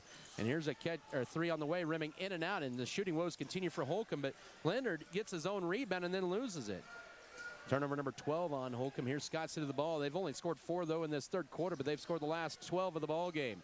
2:25 to go. Almost a foul out high by Leonard. Into Rumford trying to back his way in. Nolan phases him out, spins his right, hangs, bank shot. Oh, he left it short, and the rebound goes to Drayton Knoll. Boy, Rumford did everything right, but finished it there. So he's still stuck at 2 points here with 2:10 to go this third quarter. With it is Denniston up top, goes left with the pass to Aiden Brown. Both teams really ice cold here in this third quarter after shooting in the mid-40s in the first half. Final 2 minutes. It's been an 8-minute drought officially here for Holcomb. They haven't had a field goal in a long time either. We'll have to check that here in a little bit. Minute 50 to go third quarter. Most of their points in that second quarter came at the foul line. Here's a layup, no, and a foul. And Coy Vance, who's back in there, I believe, picked up the foul, and that is his second. Team foul number 3 of the quarter on Scott City, just 1 on Holcomb. 1:48 here in the third quarter. Caden Hardy, who has 5 points on that first quarter, is 1 of 1. He hit a 3-point play to put Holcomb up 5-0 early in the first quarter, and he swishes home that free throw to make it 26-22. As in is Corbin Johnson and Keegan Johnson for Holcomb. Back in is Avery Knoll for the Beavers. Holcomb's last field goal, by the way, came at the 3:40 mark of the second quarter. That was on a Brody Denniston 3-point play, and the free throws are 26-23. Holcomb is now 10 of 13 from the line as they are back to within 3. and Hardy has 7 points to lead Holcomb here tonight. Avery Knoll, that here's a screen for Eloy Ellis. Can he drain a three? No, he cannot, and Holcomb with the board underneath. Scott City's cold shooting here in this third quarter continues. We're down to 90 seconds to go here in the third period. Scott City is 2 of 7, make that 2 of 9 in this third quarter. Holcomb has yet to hit a field goal this quarter. They're on a 10-minute field goal drought. Knoll for the tie, and he hits it straight away. 3. 26 all with 1:13 to go third quarter, and Holcomb with a quick 5, and they have tied it back up. Our 4th tie of the night. Here's Avery Knoll driving down Main Street. His layup is good and one. And he has scored all 6 of Scott City's points this quarter to put them back up 28-26 with 1:04 to go in the third. Team foul number 2 on Holcomb this quarter, and that is on Corbin Johnson, his first. Knoll, all 6 of his points have come in this quarter as he ties a season high. Correction, he's 1 off a season high. He had 7 in the last meeting. This came to Vogelmore in for Sage Steckline. So the Beavers are back up after a 4.5, almost 4. It was a 4:42 drought, and they're now up by 3 as Knoll hits a three-pointer, or three-point play, that is. That's Avery Knoll for Scott City. Beavers are now 2 of 3 at the line, and are now up 29-26, final minute of this third quarter. So big answer back by Scott City after it was Drayton Knoll who hit the 3 for Holcomb to tie the game up moments ago. Now here comes Corbin Johnson trying to drive in. He leans in and draws the foul on the floor. It's a final foul to give of the period for Scott City, and that'll be on Brooks Bailey, his 3rd, with 47.9 to go. And Alex Trango back into the Beaver lineup to replace Bailey.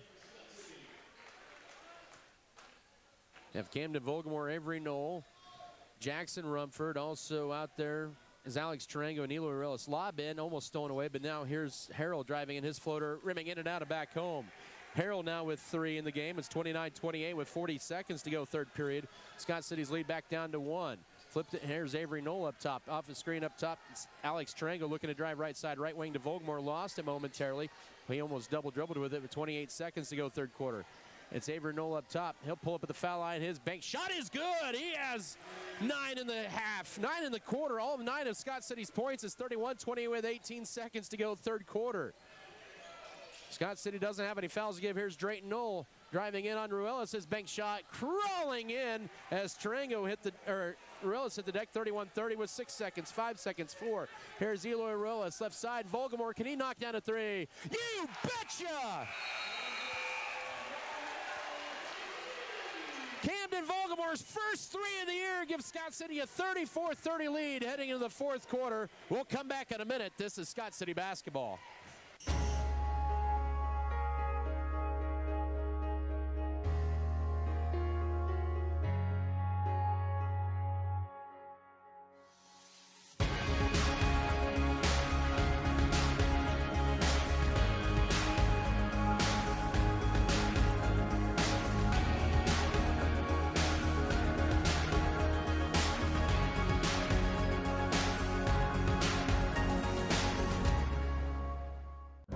At American Implement, we know that our farmers and ranchers are getting up and going to work every morning to provide food, fuel, and fiber for the world.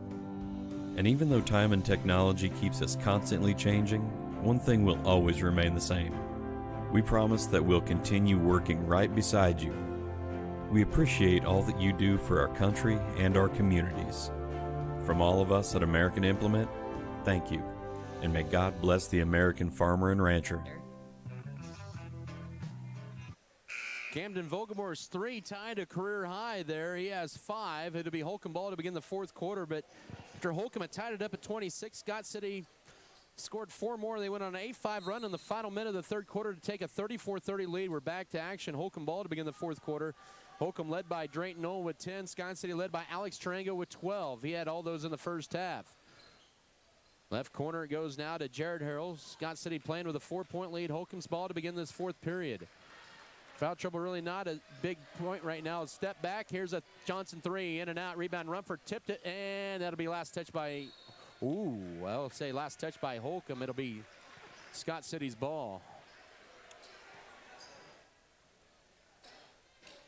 So Scott City just 2 of 3 at the line, but they've hit 6 threes tonight to counter that. Holcomb has hit just 2 threes. They are 10 of 13 from the line. Rumford with it. He'll drive the right baseline and a wraparound. We're going to get a push. That'll be on Holcomb. That'll be their first foul of the fourth quarter with 7:27 to go. They're going to get that on Jared Harrell, and I believe that's just his second, and it is. As I mentioned, first team foul of the fourth quarter. Only one player with 3 fouls for Scott City. That's Brooks Bailey. They'll get it up top to Camden Vogelmore. Turns down the 3. Euler Arelis into Rumford. Spin move. Flips one shot up. No from point blank. And the rebound, Knoll with it for Holcomb. He's a good defense on Rumford tonight. Rumford just 2 points. He had foul trouble in that first quarter. He's had some good looks from underneath, but have not been able to connect on a lot of them. First minute of this fourth quarter, up top, Jared Harrell with it. Goes left over to Corbin Johnson.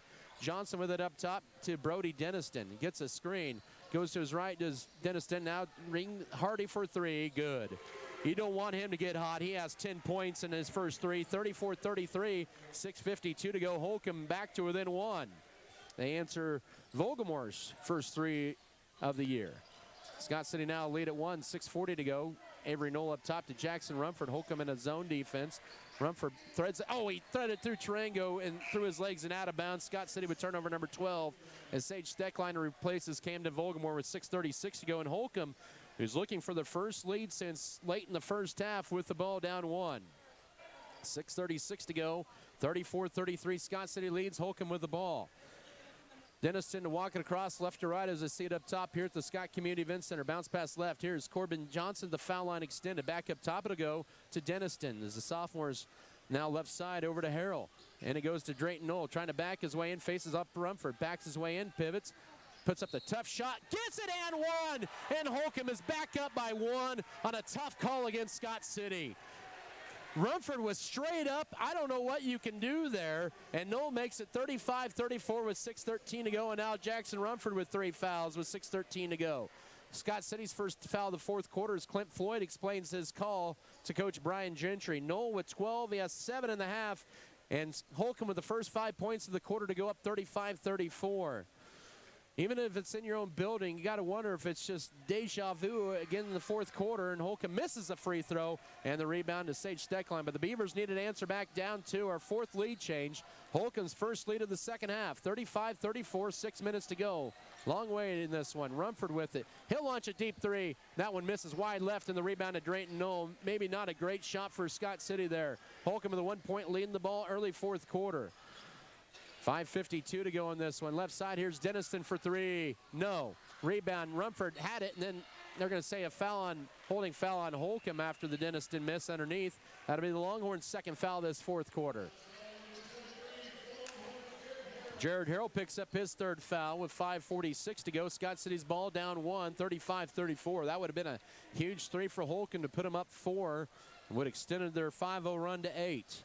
The Beavers back with it down 1, and now they need to go to work here with 5:40 to go in this one. Ruelas to Jackson Rumford out high. To Sage Steckline, goes left to Eloy Ruelas. Steckline turns down the 3. He'll drive in. This to Avery Knoll, who lays it up. Nifty assist, his 11th point, 36-35. All 11 of Knoll's points in this second half. 5:25 to go. Scott City back up by 1. Holcomb's ball with it is Caden Hardy. He'll launch a deep 3 for the lead. It's short rebound, Steckline for Scott City.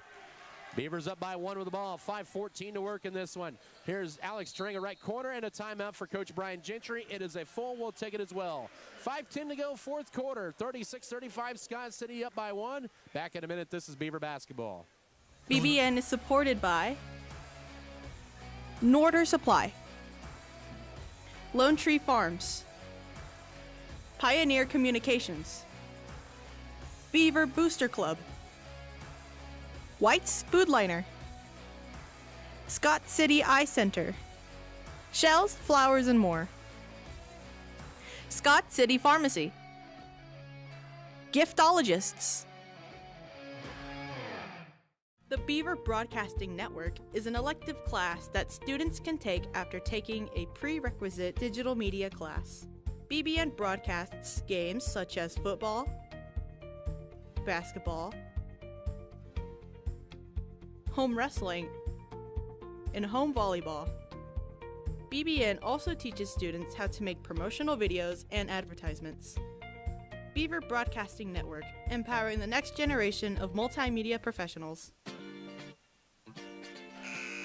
36-35, Scott City up by 1. It's been Avery Knoll that has been the scorer in the second half for Scott City. He has 11 of Scott City's 14 points of the second half, after his Alex Tarango had 12 of the Beavers' 22 first half points. Scott City with 3 timeouts left, 2 fulls and a 30. Holcomb with 4 of their 5 timeouts. Rumford spin move, drives in, bank shot. Yes, he's got a basket, his 4th point, 38-35 with 5 minutes to go in this one. And a big basket from Rumford. We'll see if that gets him going. He's just at 4 points right now. Denniston with the left wing, entry feed in. Here's Knoll. He'll drive in, he'll lay it up in. Oh, they're going to count it in 1. Says Clint Floyd. Come on. And Rumford tried to take the charge, and now he has 4 fouls with 4:48 to go. Knoll gets the basket to go, his 14th, and it's 38-37 with 4:48 to go. Boy, he had great position underneath there. Official says no, but Rumford now with 4 and Knoll with 14. He will head to the foul line. Brooks Bailey will check in for Alex Tarango here with 4:48 left. And Rumford's going to stay out there with 4 fouls, and the Beavers hanging on to a 1-point lead.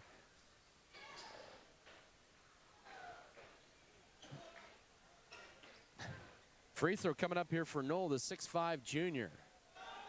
Free throw is no good. Rebound. Rumford almost picked up his 5th, and then Steckline gets the rebound. So Scott City dodges a bullet there, hangs on to a 1-point lead with the ball. 4:40 to go. Rumford hands it off to Ruelas, so drive in. Harris stop, reverse layup, no. Rebound, loose, picked up by Ruelas. That was deflected into the backcourt, so somehow Ruelas got that after the miss, and Scott City has the ball up by 1. 4:25 to go. Brooks Bailey with it up top, goes left, Steckline. He wanted to take the 3. He'll drive in, he'll take it all the way, rack, and then he gets hammered hard by Drayton Knoll. Knoll will help him up, and a good sportsmanship for him is 3rd with 4:18 to go. Second, Holcomb make that 3rd Holcomb foul of the 4th quarter. Now they're going to say it's just a foul on the floor. They'll say it was a pump fake, and it'll still stay Beaver Bowling, but no free throws coming. 38-37, Scott City up by 1 with the ball, 4:18 remaining in this one. So Rumford had triggered in. He stays out there with 4 fouls. Coach Gentry's going to roll the dice on that. He'll get it into Ruel. It's a tight window there. And now up top to Brooks Bailey. Right side to Avery Knoll. Knoll looking to penetrate. Pulls up inside the foul line. Jumper leaves it short. Might have been partially blocked. And Drayton Knoll with the rebound. And Holcomb the chance to retake the lead at the midway mark of this 4th quarter. Scott City almost went with a hot hand as Knoll hit 5 in a row before that miss. 38-37, Beavers the lead. Holcomb the ball left wing. It's Corbin Johnson driving in. Pivots in the paint out high to Caden Hardy. Goes right side over the pass to Brody Denniston. 3:48 to go in this one. Denniston goes around Ruelas, then loses it. Oh, they're going to call a hack on Scott City, their 3rd team foul of the 4th quarter.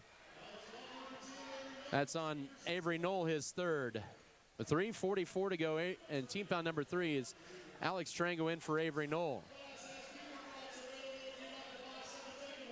Corbin Johnson to trigger it in. Holcomb looking to retake the lead. They took the lead at 35-34 about 2.5 minutes ago. It's 38-37 Scott City. The lob it in to Jared Harrell. Harrell holds it and then hands it off to Denniston. He'll drive in and takes it all the way to the rack. Layup leaves it short. Jackson Rumford with the rebound for Scott City. He's going to take this across. 3.5 to go. Beavers hanging on to a 1-point lead with the ball. Rumford up top will pop a 3. Can it get in there? No. His shooting woes continue here tonight. Just 4 points and Knoll with the board. He has 7 rebounds tonight. Go along with his 14 points, and Chad Novak wants a 30-second timeout. We'll keep it right here with 3:20 to go in this one. Basketball presented here tonight by Farm Bureau agent Neil Baker. Also First National Bank, Fairleigh Companies, Farm Bureau Financial Services, Huenberta Benz, Decal Bayer, Clint's Diesel Repair, Shell's Flowers and More, Brookover Cattle Company, Burning Farms Beef Belt, Beavertown FFL, Barley Grain, B&H Paving, and American Implement. Also want to thank Fro Heating and Cooling, Fro Ag Service, Fro Electric, Good Anesthesia and Pain Management Services, Great Western Tire and Deck Mart Furniture and Appliance, High Choice Feeders, Ham Amy Farms, HRC Feed Yards, J&R Car and Truck Center, Chandru Trucking, GF Beaver Advertising, Jackson Legal Group, and Levin Lawn and Tree. So Holcomb down to 3 timeouts, as is Scott City. Holcomb with a 30 and 2 full, same as Scott City. Possession arrow favors the Beavers. It's Holcomb ball, 38-37, 3:20 remaining in this one. Out of the Holcomb Longhorn timeout, it'll be Caden Hardy to inbound in the backcourt to Brody Denniston. He'll take it in the forecourt, goes right with the dribble, now up top to no, almost stolen away by Rumford. Rumford has to be careful, he has 4 fouls. And now off the screen, here is Corbin Johnson taking it all away, pump fakes, and he travels with it. That'll be Holcomb's 13th turnover here with 3:08 to go. And the Beavers still hang on to that 1-point lead, 38-37.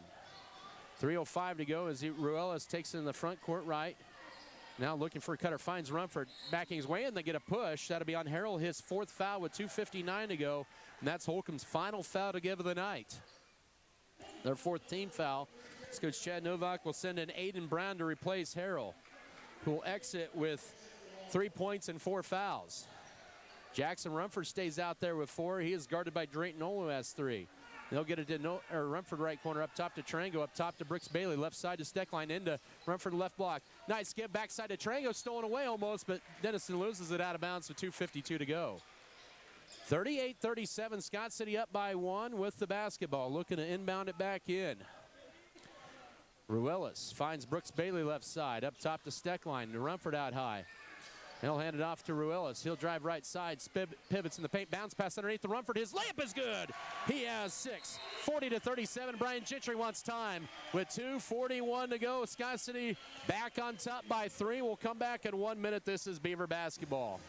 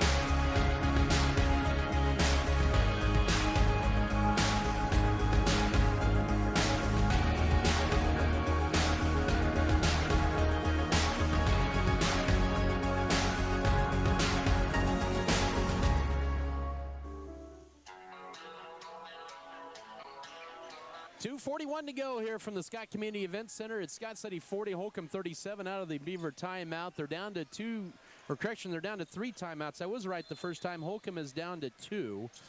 So they are out of full timeouts, but they have 2:30 to go. So Scott City has 3 timeouts, so I was correct earlier. They changed that. Beavers have 2 full timeouts, or 2 30-second timeouts and a full timeout left. Possession arrow favors the Scott City Beavers. Holcomb with the ball. 2:25 to go. Entry feed into Drayton Knoll. Guarded by Rumford, who has 4 fouls. Rumford has to be careful. Pivot to his right and score it as Knoll takes advantage of Rumford, 40-39. And Knoll was 6 of their 9 points in this 4th quarter with 2:15 to go. And Rumford do nothing but let him go to the right. Here's Eloy Ruelas. He'll take it all the way to the rack. He loses a bit. He gets fouled. And that'll send Ruelas to line for 2 free throws with 2:07 to go. They get the foul on Brony Denniston, his 2nd, I believe. Yep, it is. So as I mentioned, Eloy Ruelas with 2 free throws coming up. He has just 3 points tonight. He had a big second quarter 3 that helped them to their 8-0 run in that final 90 seconds of the first half. Ruelas with a couple big free throws. Oh, that one rims in and out. He is just 65% on the year. Scott City now at the line tonight, just 2 of 4. Holcomb is 10 of 15, 40-39. With 2:07 to go. Ruelas trying to get his 2nd or 4th point, and that was in and out as well. And Denniston with his 5th board, and Holcomb with a chance to take the lead back in the final 2 minutes of regulation. Left wing goes to Caden Hardy up top. Here's Corbin Johnson, right side. Aiden Brown wanted to take the shot, but doesn't. Right side he goes. Here's Denniston driving in. Spin move of the paint, flips it up. Oh, he got it and one. 41-40 Holcomb with 1:51 to go. Denniston with a big basket, his 7th. And he's looking for his 2nd 3-point play of the night. And that foul on Alex Tarango is 3rd. 1:51 to go. And back in is Jared Harrell to replace Aiden Brown. Out is Brooks Bailey. Back in is Avery Knoll. Scott City trails for the 2nd time in this 4th quarter. 41-40. Denniston's free throw, perfect. He has 8. 42-40. Holcomb has scored 5 in a row here to take a 2-point lead with 1:48 to go. Ruelas to taking the front court, goes right side over to Alex Tarango, up top to Sage Steckline. Bullet pass, left side Avery Knoll. He'll take the jumper for the tie. Too strong, and Holcomb with the board, and now it's danger zone for Scott City, down 2 with 90 seconds to go.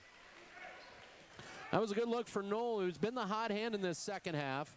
Denniston will run some time off. Scott City does have 4 fouls in this half, and then he slipped. No walk, and we're going to get a timeout for Coach Chad Novak. It'll be a full. They're down to 1.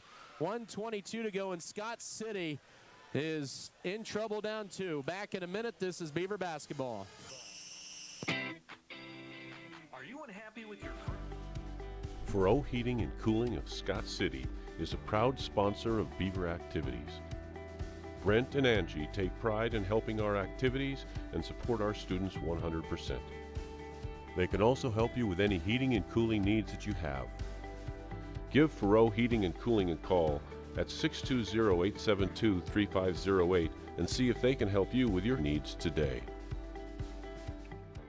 Fairleigh Feed Yard is dedicated to investing in our facilities and staff to provide the best experience possible for the cattle feeder and, in the end, the consumers of our product. We are always in the market to purchase corn and other commodities from local producers. Call our office at 620-872-2111 for current pricing. Our dedicated employees and their families are very important to us, and we are proud of their children that are current beavers and individuals that will grow into those roles in the future. Fairleigh Feed Yard is privileged to support Scott City youth and are honored to cheer on the Beavers.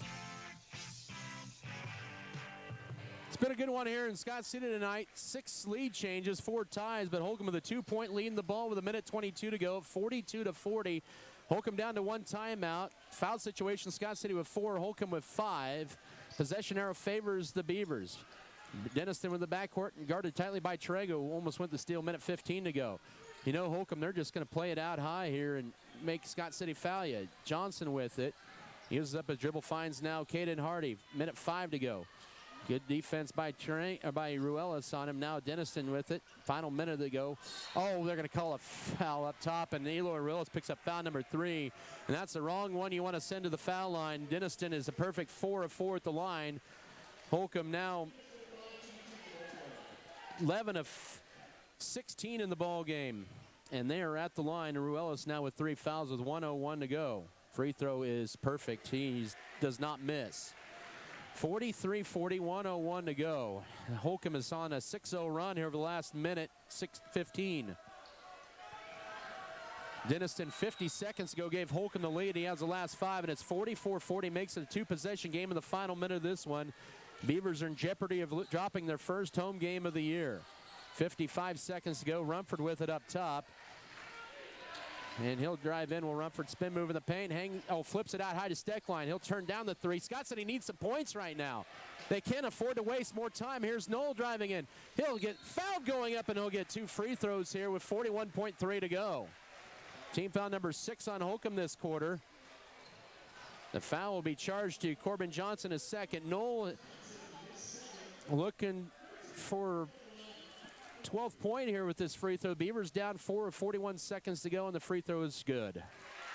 44-41 makes it a 1-score game. 41.3 to go. Holcomb is 3 of 5 in the 4th quarter from the line. Scott City is 1 of 3. And now 1 of 4 in the rebound to Drayton Knoll. Big miss that time, but still a 1-score game here. 35 seconds to get a trap, but get it to Corbin Johnson. That's probably who you want to foul for your Scott City. Rumford, a timeout before the 5th foul, and Holcomb is out of timeouts.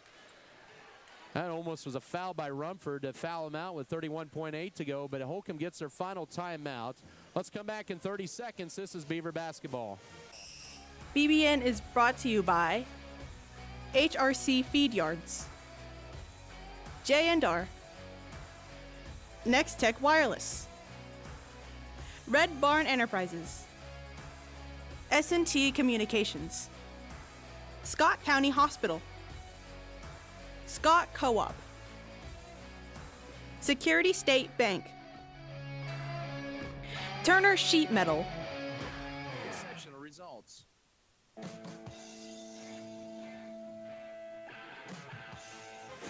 (44-41) late in the 4th quarter. Holcomb with the ball in the timeout. They're out of timeouts with 31.8 to go. Scott City just 1 of 4 at the line in the 4th quarter. And they are just 3 of 7 tonight, while Holcomb is 13 of 18. They're 3 of 5 in this fourth quarter. They have 3 players in double figures. They're led by Drayton Knoll with 14, make that 16. Caden Hardy with 10 and Brody Dennis with 10. Scott City led by Avery Knoll and Alex Tarango with 12, and a foul on Alex Tarango is 4th, and they send Denniston back to the line where he has drilled all 3 of his free throws in the fourth quarter. He has the last 5 Holcomb points, and Tarango now with 4 fouls with 30.8 to go. Denniston, the sophomore, is probably the least tired kid on the court for either side. That's a violation because Caden Hardy crossed the 3-point line as Denniston caught the ball. So there should only be 1 free throw. So that'll wave off 1 free throw attempt for Denniston. Oh, a costly mistake for Holcomb there. As Denniston caught the ball, Caden Hardy crossed the 3-point line. So there's only 1 free throw, and that is going to be good. It's 45-41 with 30.8 to go. So here's Scott City with it down 4. They need to have a little sense of urgency. Here's a screen up top. Here's Rumford, steps back. Now flips it to Avery Knoll. Back up top to Rumford, 20 seconds to go.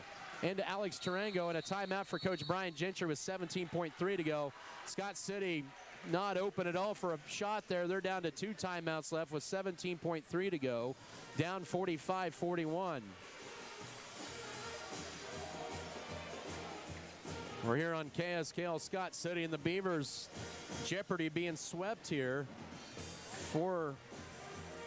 against Holcomb here tonight.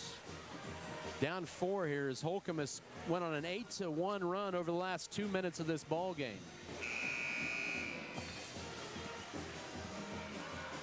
Scott City led it by 4 going into the fourth quarter. It's been a 15-7 fourth quarter run, and seems like these last 3 or 4 games in this, or last 3 games especially, actually go back last 4 games, including tonight, it's just been a tough fourth quarter for Scott City against the Longhorns.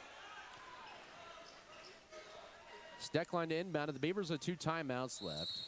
Timeouts, possession arrow in their favor.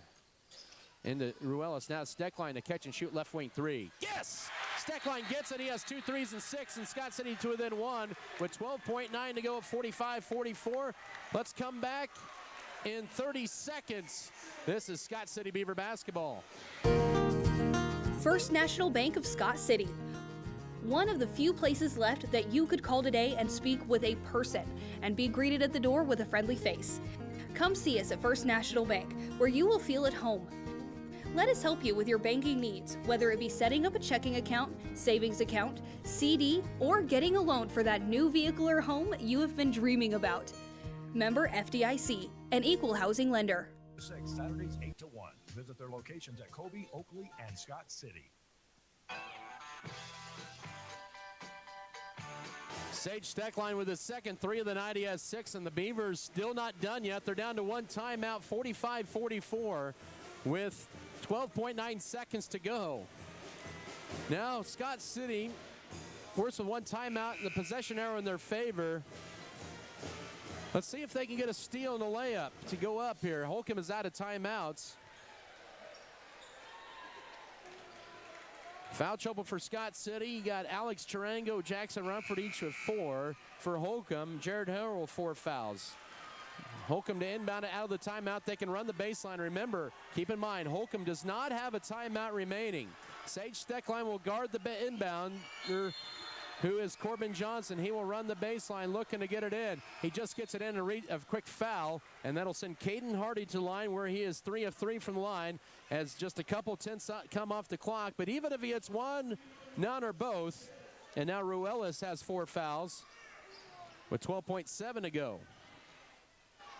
Even if Hardy hits 1, 2, or none, it's still going to be a 1-possession game.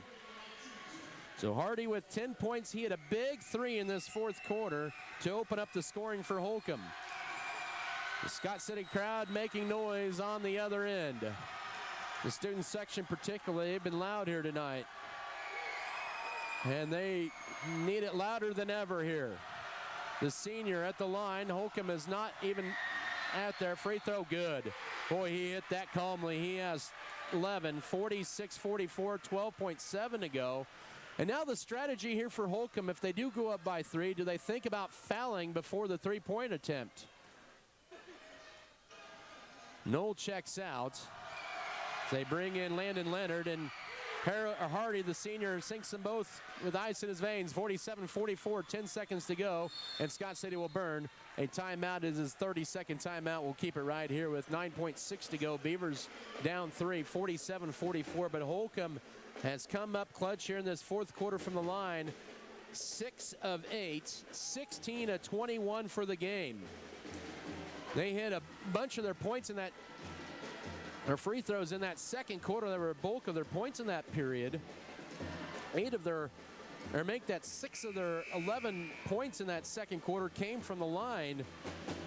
Scott City led by 1 at the break. They led by 4 going in the fourth quarter. It's been a 17-10 fourth quarter run by Holcomb. Does Scott City have one more 3 left in them to force overtime? With a chance at overtime, I should say, with 9.6 to go. The Beavers have hit just 2 threes in the second half, 7 for the ball game. As Scott City out of timeouts as well. Inbound into Ruelas. Now to Sage Steckline. They get it to Avery Knoll. Here's Ruelas with 4 seconds up top. Left side, Knoll for a 3 for the tie. No, rebound Holcomb, and that is it. The Longhorns escape out of here with a 3-point win, 47-44. And the Beavers are now 9-8 on the year, 1-3 in the conference. Holcomb is now 3-1 in the conference and 11-6 overall. It was a tough look, but a decent one for Ruelas. It just missed there at the end, and Holcomb sweeps Scott City this year and now lead the all-time series 34-33. Holcomb 47, Scott City 44 on the boys' side. We'll step aside for a 3-minute break. This is Beaver basketball.